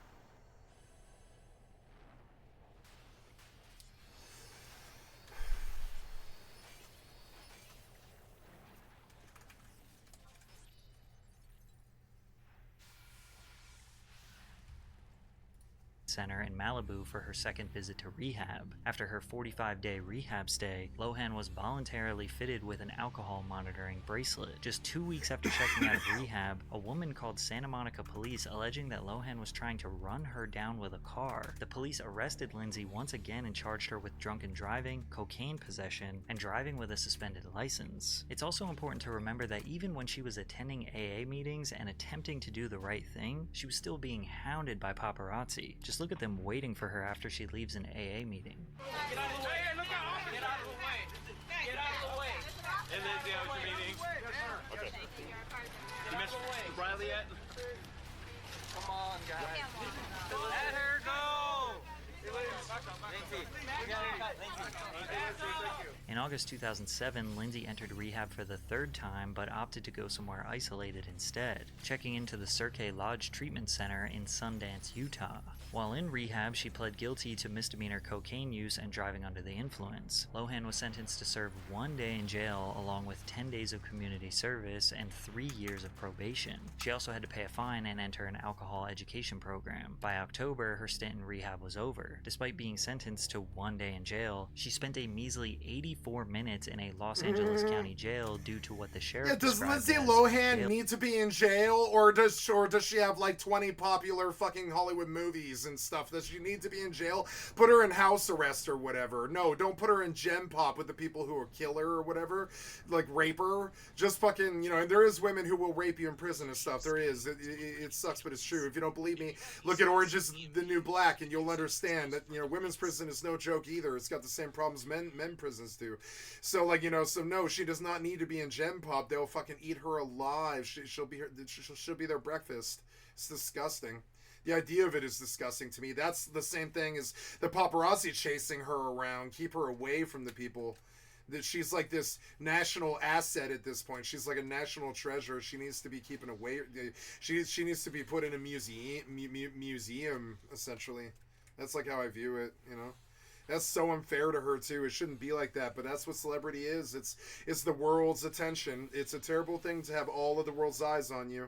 It's not the the best thing in the world. I don't really aspire to. I mean, I aspire to it and I want it, and I'm crazy because I want it. But it's not wise that I want it. It's not wise. It is not wise. I want the cloud so I can fix the problems that they keep fucking subjecting the gamers to. That's it. That's the only reason I want the cloud. I want to take it and I want to use it in my private war against the government. That's the only reason I want the cloud. You know what I'm saying? I'm dead serious. I want some what do they call that? Suction. I want some suction when I go to the American fucking like lobby system and I build something for the gamers where where they take a look at how bad it is to monetize yourself as a video game player. For what reason? Why shouldn't we be able to sell each other accounts and money? The fucking oligarchs and the fucking companies and the conglomerates and stuff, they should not be able to tell us what we can and can't do with these characters that we make and spend all this time on, and this currency that we make that we should be able to sell to each other in an open exchange. I think RMAA should have been the fucking industry norm for all the games. I think you should be able to sell Pokemon, frankly. I really do. I think, I've never understood the monetization thing with video games. One of the things about the industry, I don't know why these fucking conglomerates want it this way, because it limits their industry so fucking badly. If they just unlock the industry by letting us fucking sell all this currency and wheel and deal with each other and wheel and deal with accounts and hire mercs and all this other shit and boosting and all this other shit, GDKP, and all the shit that we do anyways, and all the gold account and selling, gold selling and all this stuff, right? But no, we have to have some fucking rule about TOS and these companies having IPs and it's their IP. No, that's my gold. I work for it, motherfucker.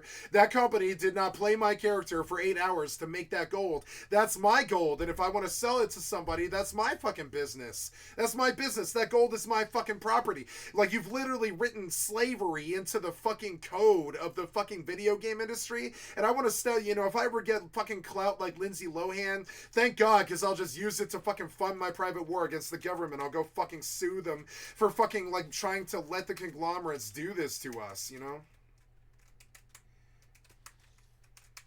that's why I'm subbed Red Mage. Yeah.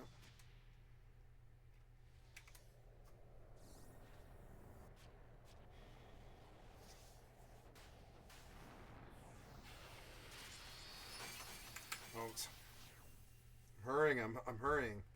Overcrowding. As if her legal trouble and reputation weren't bad enough, all of her films after 2007 either bombed commercially or received overwhelmingly negative reviews. Her career was almost at the point of no return. And then when she tried to do like 7 things, and trust me, Wiz Khalifa kind of taught us all about this too. I swear to God, Wiz Khalifa changed this shit. Wiz Khalifa was a better, higher level of celebrity who understood the perils of all of this, and he understood that, you know, Taylor Gang is a good prep. It's sort of like being on the streets and stuff. If you can't handle the streets, you shouldn't be a fucking mega celebrity, because it's like everybody is out to make you and play you and make you their game and stuff. It's insane. It's like that. So like understanding the streets helps you understand like how to deal with these fucking people, and like some of these people are I would say she was fairly naive. I think she was kind of a naive girl to think that they were going to treat her better. They never treat them better.